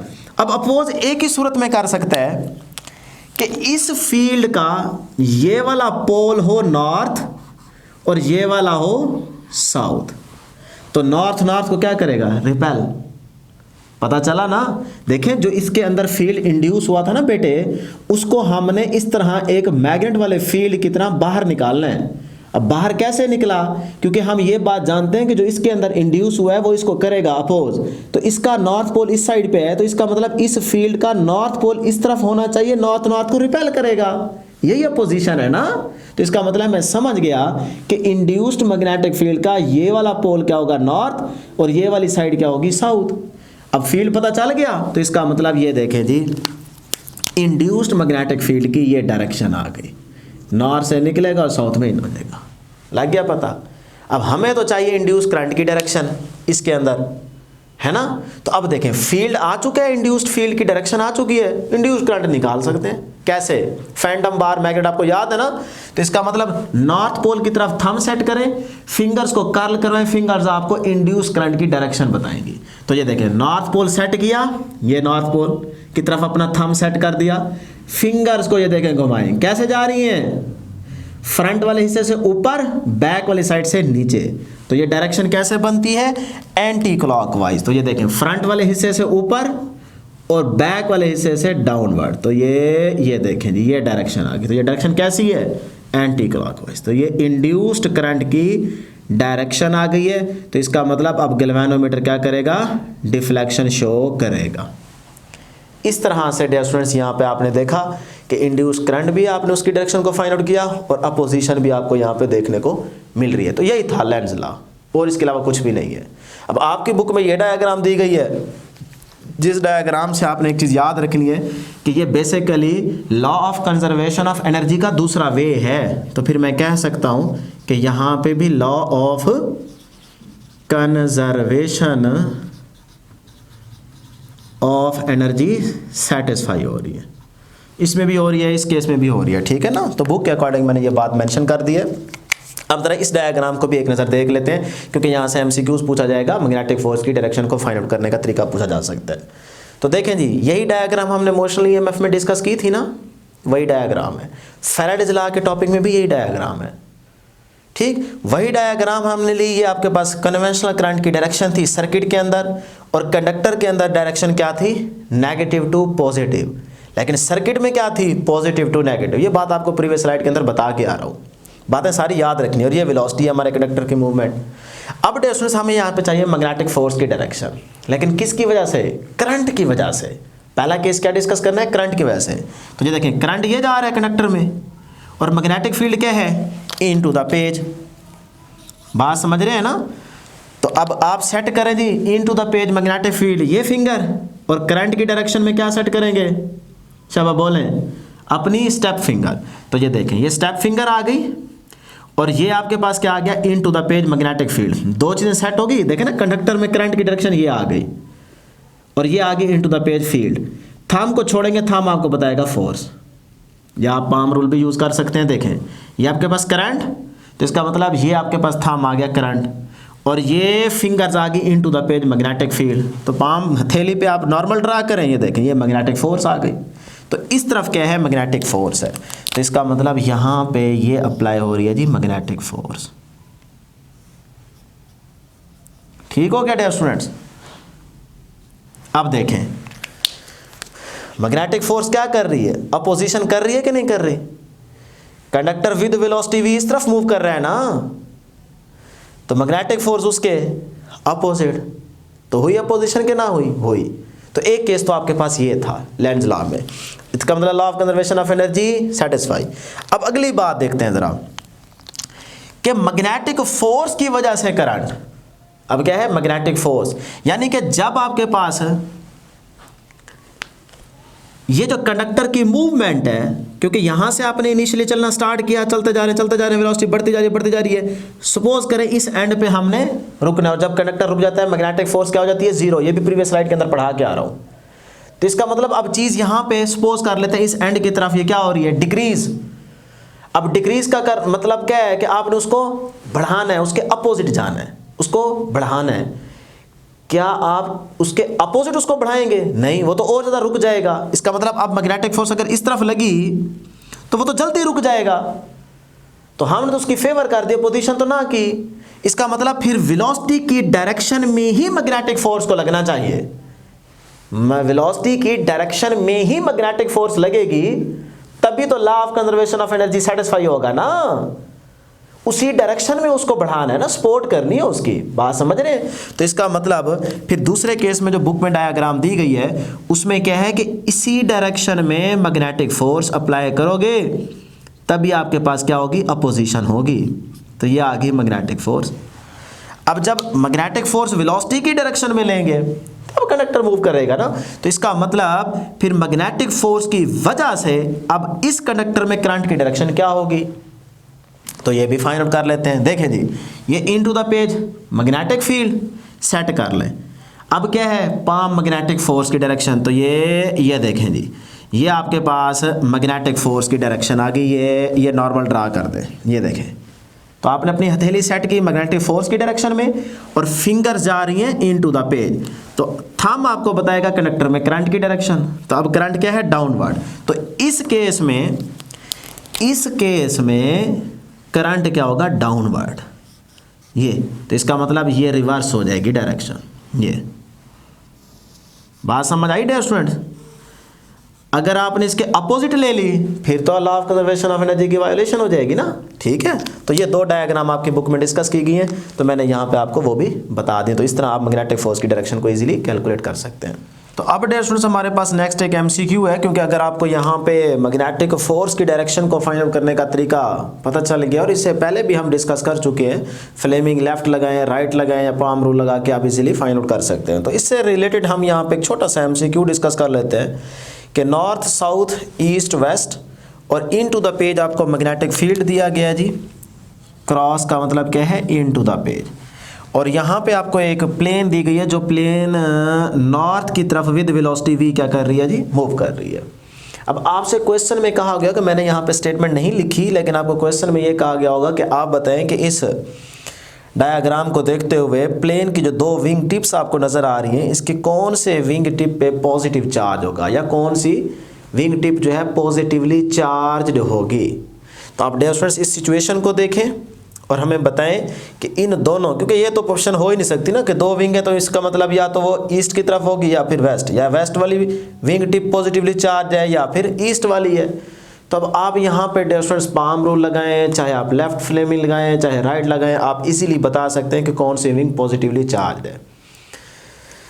और डियर स्टूडेंट्स याद रखिएगा कि ये एमसीक्यू मैंने जान के यहाँ पे बनाया है, क्योंकि ये आपके इस चैप्टर की एक्सरसाइज का शॉर्ट क्वेश्चन है, सिर्फ आपको ये बताने के लिए कि भाई आपने एक्सरसाइज के शॉर्ट क्वेश्चन भी देखने हैं। बहुत सारे ऐसे शॉर्ट क्वेश्चन हैं जो एमसीक्यूज के तौर पे आते हैं। ठीक है, तो अब यहाँ पे डियर स्टूडेंट्स अगर हम देखें into the page magnetic field है, तो into the page magnetic field आपने फिंगर सेट की, मैं राइट हैंड यूज़ कर रहा हूँ। ठीक है, तो with velocity v step finger, तो ये step finger with velocity v, और ये into the page magnetic field की डायरेक्शन में फिंगर सेट होगी। थंब को छोड़ेंगे ये फोर्स बताएगी। और ये तो रूल आप पॉजिटिव चार्ज के लिए अप्लाई करते थे, याद है ना प्रीवियस चैप्टर के अंदर। तो इसका मतलब वेस्ट वाली जो विंग टिप है ये पॉजिटिवली चार्ज होगी। चाहे तो आप यहाँ पे पाम रूल भी यूज़ कर सकते हैं, तो ये वाली प्लेट पॉजिटिव चार्ज होगी। अब डियर स्टूडेंट्स यहाँ पे कुछ इंपॉर्टेंट एमसीक्यूज हैं। आपकी बुक के अंदर जब टॉपिक लेंस लॉ है उसको देखेंगे तो वहाँ पे साइड इंफॉर्मेशन पे आपको इस तरह की एक डायग्राम नज़र आएगी, जो कि बहुत इंपॉर्टेंट है। यहाँ से डिफरेंट एमसीक्यूज बनाए जा सकते हैं। तो मैं आपको एक ही तरीका समझाऊंगा, इंशाल्लाह सारे एमसीक्यू आप इजीली सॉल्व कर सकते हैं। लेंस लॉ जो है ये एमसीक्यूज के पॉइंट ऑफ व्यू से इंपॉर्टेंट टॉपिक है, इतना फैराडेज लॉ नहीं है। ठीक है ना, तो यहाँ पे फिर डिफरेंट एमसीक्यूज हैं। तो अगर आपने ये अच्छे तरीके से समझ लिए तो फिर इनसे रिलेटेड जिस तरह का एमसीक्यू आएगा आप इजीली सॉल्व कर सकेंगे। ठीक है जी, तो सबसे पहले डियर स्टूडेंट्स यहाँ पे देखें कि हमारे पास मैग्नेटिक फील्ड है इन टू द पेज, ये मैग्नेटिक फील्ड है जी इन टू द पेज। एक रिंग आ रहा है जी इसके अंदर, देखें ये एक रिंग है जो विद वेलोसिटी v क्या आ रहा है जी, ऐसे डाउनवर्ड आ रहा है। मैग्नेटिक फील्ड रीजन के अंदर से होता हुआ फिर वहाँ से बाहर निकल रहा है। ये तो आपको सिचुएशन समझ आ रही है ना। तो अब हमसे पूछा जा सकता है, यहाँ पे कोई भी पॉइंट के नाम रख सकता है वो, यहाँ पे जैसे A B C की बात कर रहा है। आपसे अगर मैं यहाँ पे पूछूं कि बताएं मुझे चेंज ऑफ मैग्नेटिक फ्लक्स क्या होगा, इंड्यूस्ड ईएमएफ क्या होगी, इंड्यूस्ड करंट क्या होगा, तो सारी चीज़ें क्या होंगी, ज़ीरो, क्योंकि यहाँ तो फील्ड ही नहीं है, तो सारी चीज़ें क्या हो जाएंगी, ज़ीरो। अब हम बात करते हैं जो इंपॉर्टेंट है ना, वो ये 2 पॉइंट है A एंड C। यहाँ से वो आपसे एमसीक्यू पूछेगा। देखें यहाँ पे गौर करें, जब रिंग A पॉइंट की सिचुएशन में है तो फील्ड उसके अंदर एंटर होने लगा है, यानी कि रिंग फील्ड के अंदर एंटर होने लगा है। जैसे हल्का सा थोड़ा सा नीचे आएगा तो ये फील्ड और ज़्यादा इसमें से पास होगा। तो इसका मतलब ये जो पॉइंट A वाली सिचुएशन है, यहाँ पे फील्ड उसके अंदर ज़्यादा से ज़्यादा पास होता जाएगा जैसे जैसे रिंग नीचे आया। तो A वाली सिचुएशन में फील्ड में क्या आ रहा है, चेंज। तो इसका मतलब change of magnetic flux produce हो रहा है। कैसा चेंज है, इंक्रीजिंग चेंज है, क्योंकि रिंग नीचे आ रहा है ना, तो नीचे आएगा और नंबर ऑफ फील्ड लाइंस इसमें से गुजरेंगी। तो चेंज कैसा है, इंक्रीजिंग चेंज ऑफ फ्लक्स। तो चेंज ऑफ फ्लक्स की वजह से क्या पता होगा, इंड्यूस्ड ईएमएफ। तो इसका मतलब इस रिंग में पॉइंट A वाली सिचुएशन में इंड्यूस्ड ईएमएफ जनरेट होगी, और अगर इंड्यूस्ड ईएमएफ होगी तो इंड्यूस्ड करंट भी होगा। तो हमसे एमसीक्यू में पूछा जा सकता है कि भाई इस पॉइंट A वाली सिचुएशन में इंड्यूस्ड करंट की डायरेक्शन क्या होगी, क्लॉकवाइज या एंटी क्लॉकवाइज। बात समझ रहे हैं ना, ये बड़ा इंपॉर्टेंट है। अब आपने रट्टा नहीं लगाना। कुछ बच्चे डायरेक्ट इस फील्ड की तरफ थंब सेट करते रहते हैं, फिंगर सेट करते रहते हैं और रट्टा मार के आ जाते हैं जी एंटी क्लॉकवाइज होगी। नहीं, आपको तरीका आना चाहिए। कल को वो इस सिचुएशन को चेंज करेगा, फिर क्या करेंगे।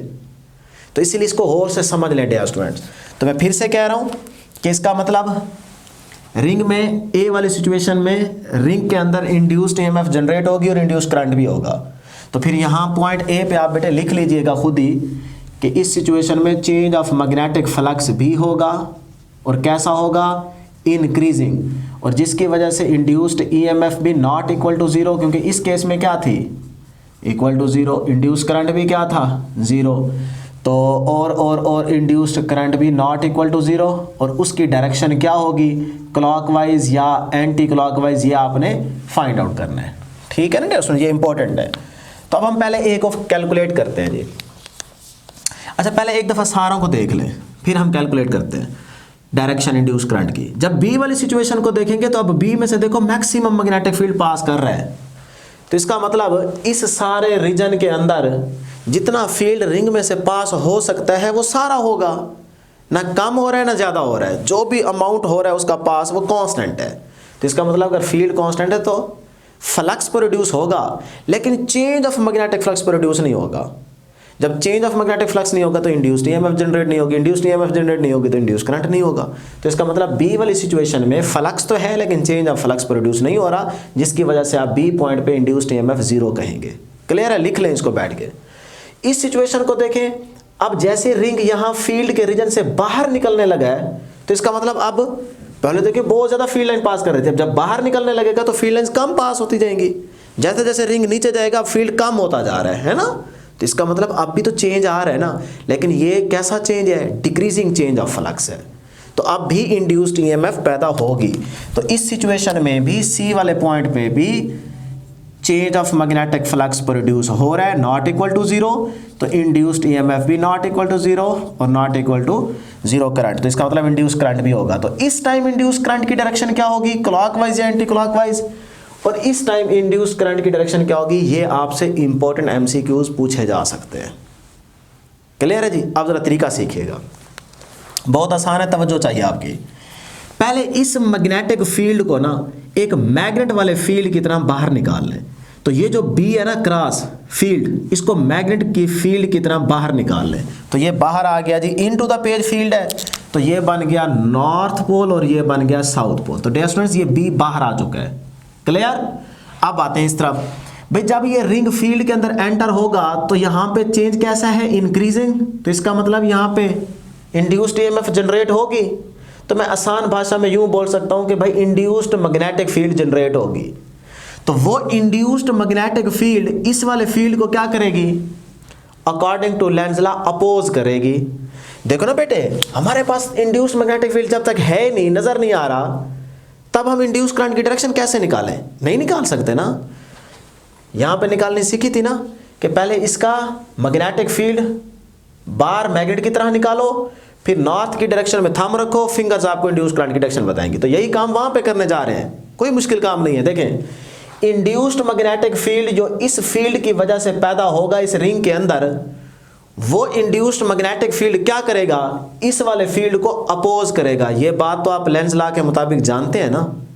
तो बेटे इस वाले फील्ड को बाहर लिख लिया, अब जो इंड्यूस्ड मैग्नेटिक फील्ड है उसको भी बार मैग्नेट की तरह बाहर निकालो, तभी तो मजा आएगा ना।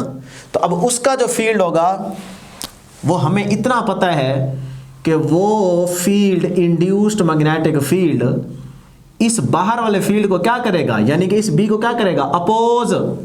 क्या करेगा, अपोज। तो मैं यहां पे लिख देता हूं ये इंड्यूस्ड मैग्नेटिक फील्ड है जो हमने बाहर निकाला है।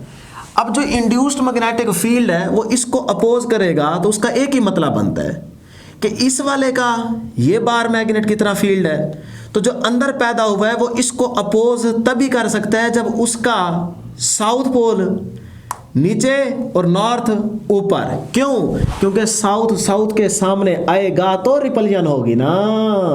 अब देखें, ये इंड्यूस्ड मैग्नेटिक फील्ड को भी बार मैग्नेट वाले फील्ड की तरह बाहर निकाल दिया है जो इसके अंदर था।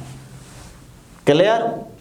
अब देखें, जो इंड्यूस्ड मैग्नेटिक फील्ड है वो जिसने पैदा किया उसको अपोज कर रहा है कि नहीं कर रहा, मुखालफत कर रहा है ना। हो गया क्लियर।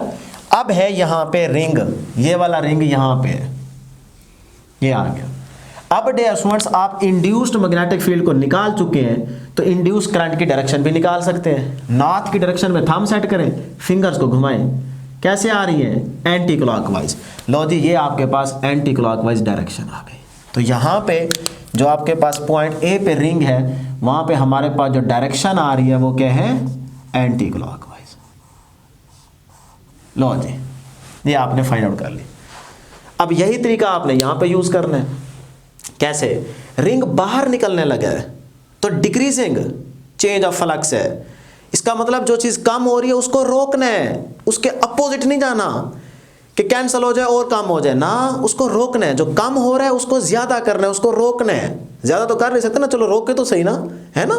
तो अब यहां पे देखिए डिक्रीजिंग चेंज ऑफ फ्लक्स है, तो इंड्यूस्ड ईएमएफ होगी, इंड्यूस्ड करंट भी होगा। ये वाला फील्ड ये ठहरा है। अब जो इसके अंदर इंड्यूस्ड मैग्नेटिक फील्ड है वो इस वाले फील्ड को क्या करे, अपोज। अपोज का मतलब ये कम हो रहा है, कम कम, इसको रोको।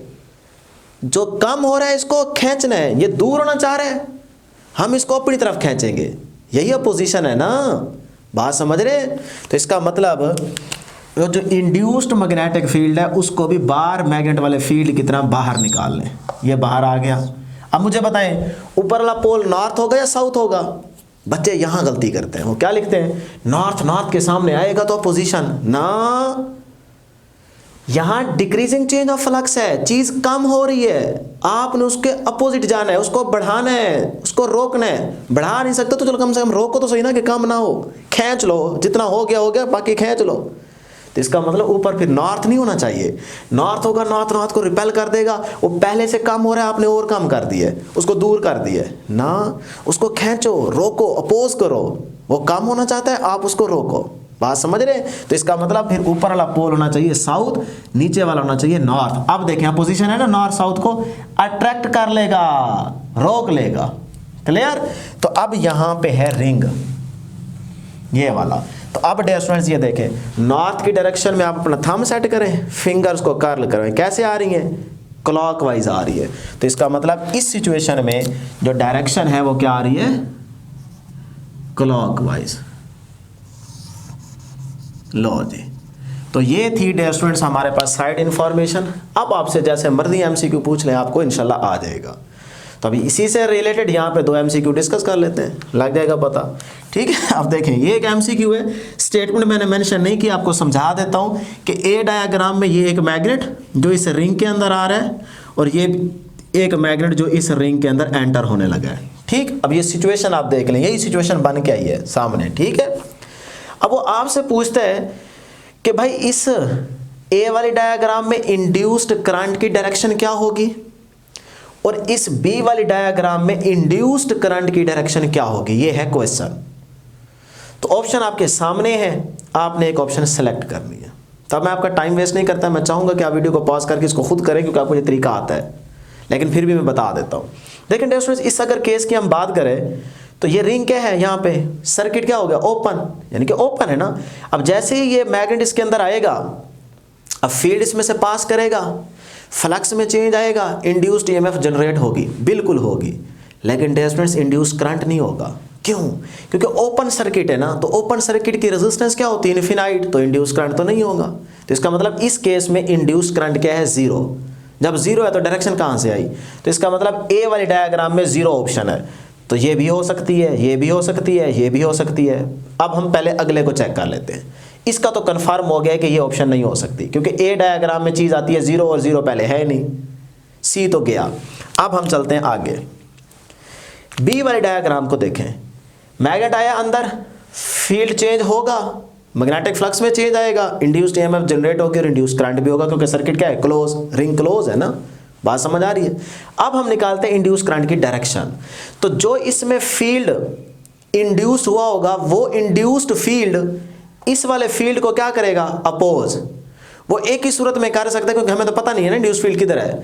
लेकिन वो इंड्यूस्ड फील्ड को अगर हम बाहर मैग्नेट की तरह बाहर निकालें, तो उसका ऊपर होना चाहिए साउथ पोल, यानी कि इंड्यूस्ड मैग्नेटिक फील्ड जो यहाँ पे जनरेट होगा, उसका ऊपर वाला पोल होना चाहिए साउथ, और नीचे वाला होना चाहिए नॉर्थ। ऐसे ही है ना, तभी तो देखो अपोज करेगा, जिसने पैदा किया उसको।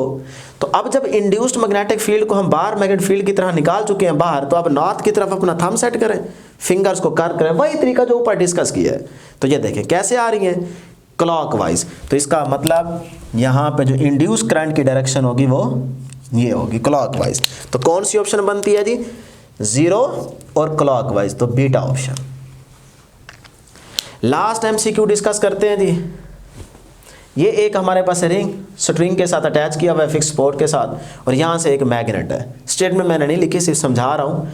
अब देखें इस मैग्नेट को इस डायरेक्शन में हम इस रिंग के क्या कर रहे हैं जी, लूप के करीब लेके आ रहे हैं। तो अब क्वेश्चन में ये पूछा गया है कि भाई जब आप इसको करीब लेके जा रहे हैं तो फिर बताएं कि ये वाला जो आपके पास है रिंग है, लूप है, ये रेस्ट पे रहेगा या इस मैग्नेट से दूर हो जाएगा या फिर वो इसकी तरफ मूव कर जाएगा, या डेल्टा ऑप्शन हो सकती है आपके पास, नन ऑफ दीज। फिर से सुन लें, जब आप इस मैग्नेट को करीब लेके जाएंगे तो फिर क्या होगा, क्या सिचुएशन आपको देखने को मिल सकती है कि ये वाला रिंग लूप दूर हो जाएगा इस मैग्नेट से, या इसकी तरफ अट्रैक्ट हो जाएगा, इसकी तरफ मूव कर जाएगा, या फिर इस पर कोई फर्क नहीं पड़ेगा, ये रेस्ट पे रहेगा, या डेल्टा ऑप्शन हो सकती है, नन ऑफ दीज। बात समझ आ गई? तो आप देखें और चीज़ें आपको बड़ी क्लियरली समझा चुके हैं, आप इजीली आंसर दे सकते हैं। तो वही तरीका फिर से, ये प्रैक्टिस के तौर पे एमसीक्यूज बता रहा हूँ। और जब इसको करीब लेके जाओगे तो नंबर ऑफ फील्ड लाइंस इसमें से ज़्यादा पास होती जाएंगी, तो इंक्रीजिंग चेंज ऑफ फ्लक्स, तो इंड्यूस्ड ईएमएफ जनरेट होगा, इंड्यूस करंट भी जनरेट होगा। तो उस इंड्यूस करंट की पहले डायरेक्शन निकालो, तभी तो पता चलेगा ना कि रिपेल होगा या अट्रैक्ट होगा या खड़ा रहेगा। ठीक है, तो जब आप इस नॉर्थ पोल को करीब लेके जा रहे हैं तो इसके अंदर जो इंड्यूस्ड मैग्नेटिक फील्ड होगा वो इस वाले को क्या करेगा, अपोज। तो इसका मतलब जो इसके अंदर फील्ड आया है उसका नॉर्थ पोल होना चाहिए इस तरफ और साउथ होगा इस तरफ, तभी तो वो इसको अपोज करेगा। देखिए नॉर्थ नॉर्थ के सामने आ गया ना, तो ये इंड्यूस्ड मैग्नेटिक फील्ड आ चुका है। अब हम देखते हैं नॉर्थ की डायरेक्शन में अपने थंब सेट करें, ये थंब सेट हो गया, और उसके बाद फिंगर्स को कर्ल करवाएं। तो फिंगर्स को ये देखें नॉर्थ की डायरेक्शन में सेट, फिंगर्स को ये कर्ल करवाएं। तो इंड्यूस करंट की डायरेक्शन कैसे आ रही है वो आप देख सकते हैं, ये ऐसे जा रही है और नीचे ऐसे आ रही है। लेकिन हमसे क्या पूछा गया था कि जब इसको करीब लेके आओगे ये उससे दूर जाएगा, उसके करीब जाएगा या रेस्ट पे रहेगा। तब नॉर्थ पोल ये बन रहा है, साउथ ये बन रहा है, नॉर्थ नॉर्थ को रिपेल करेगा। इसका मतलब जैसे जैसे आप करीब आएंगे ये वाला रिंग इसको क्या करेगा, अपोज। अपोज से मुराद ये दूर हो जाएगा। तो कौन सी ऑप्शन होगी, अवे, अवे वाले। तो ये इससे अवे जाएगा, दूर जाएगा। ठीक है, देखें ना नॉर्थ नॉर्थ के सामने रिपेल करेगा तो रिंग इससे क्या करेगा, दूर जाएगा। तो आप अवे वाली ऑप्शन को सेलेक्ट कर लेंगे। तो ये थी डियर स्टूडेंट्स हमारे पास लेक्चर नंबर 1 की डिस्कशन। तो मैं उम्मीद करता हूँ कि आपको ज़रूर समझ आई होगी, और मेरे लिए दुआ ज़रूर करते रहें और अपनी सेहत का भी ज़रूर ख्याल रखें, और इस वीडियो का लिंक अपने दोस्तों को भी शेयर करते रहें। आज के लिए इतना ही, दुआओं में ज़रूर याद रखिएगा। अल्लाह हाफिज़।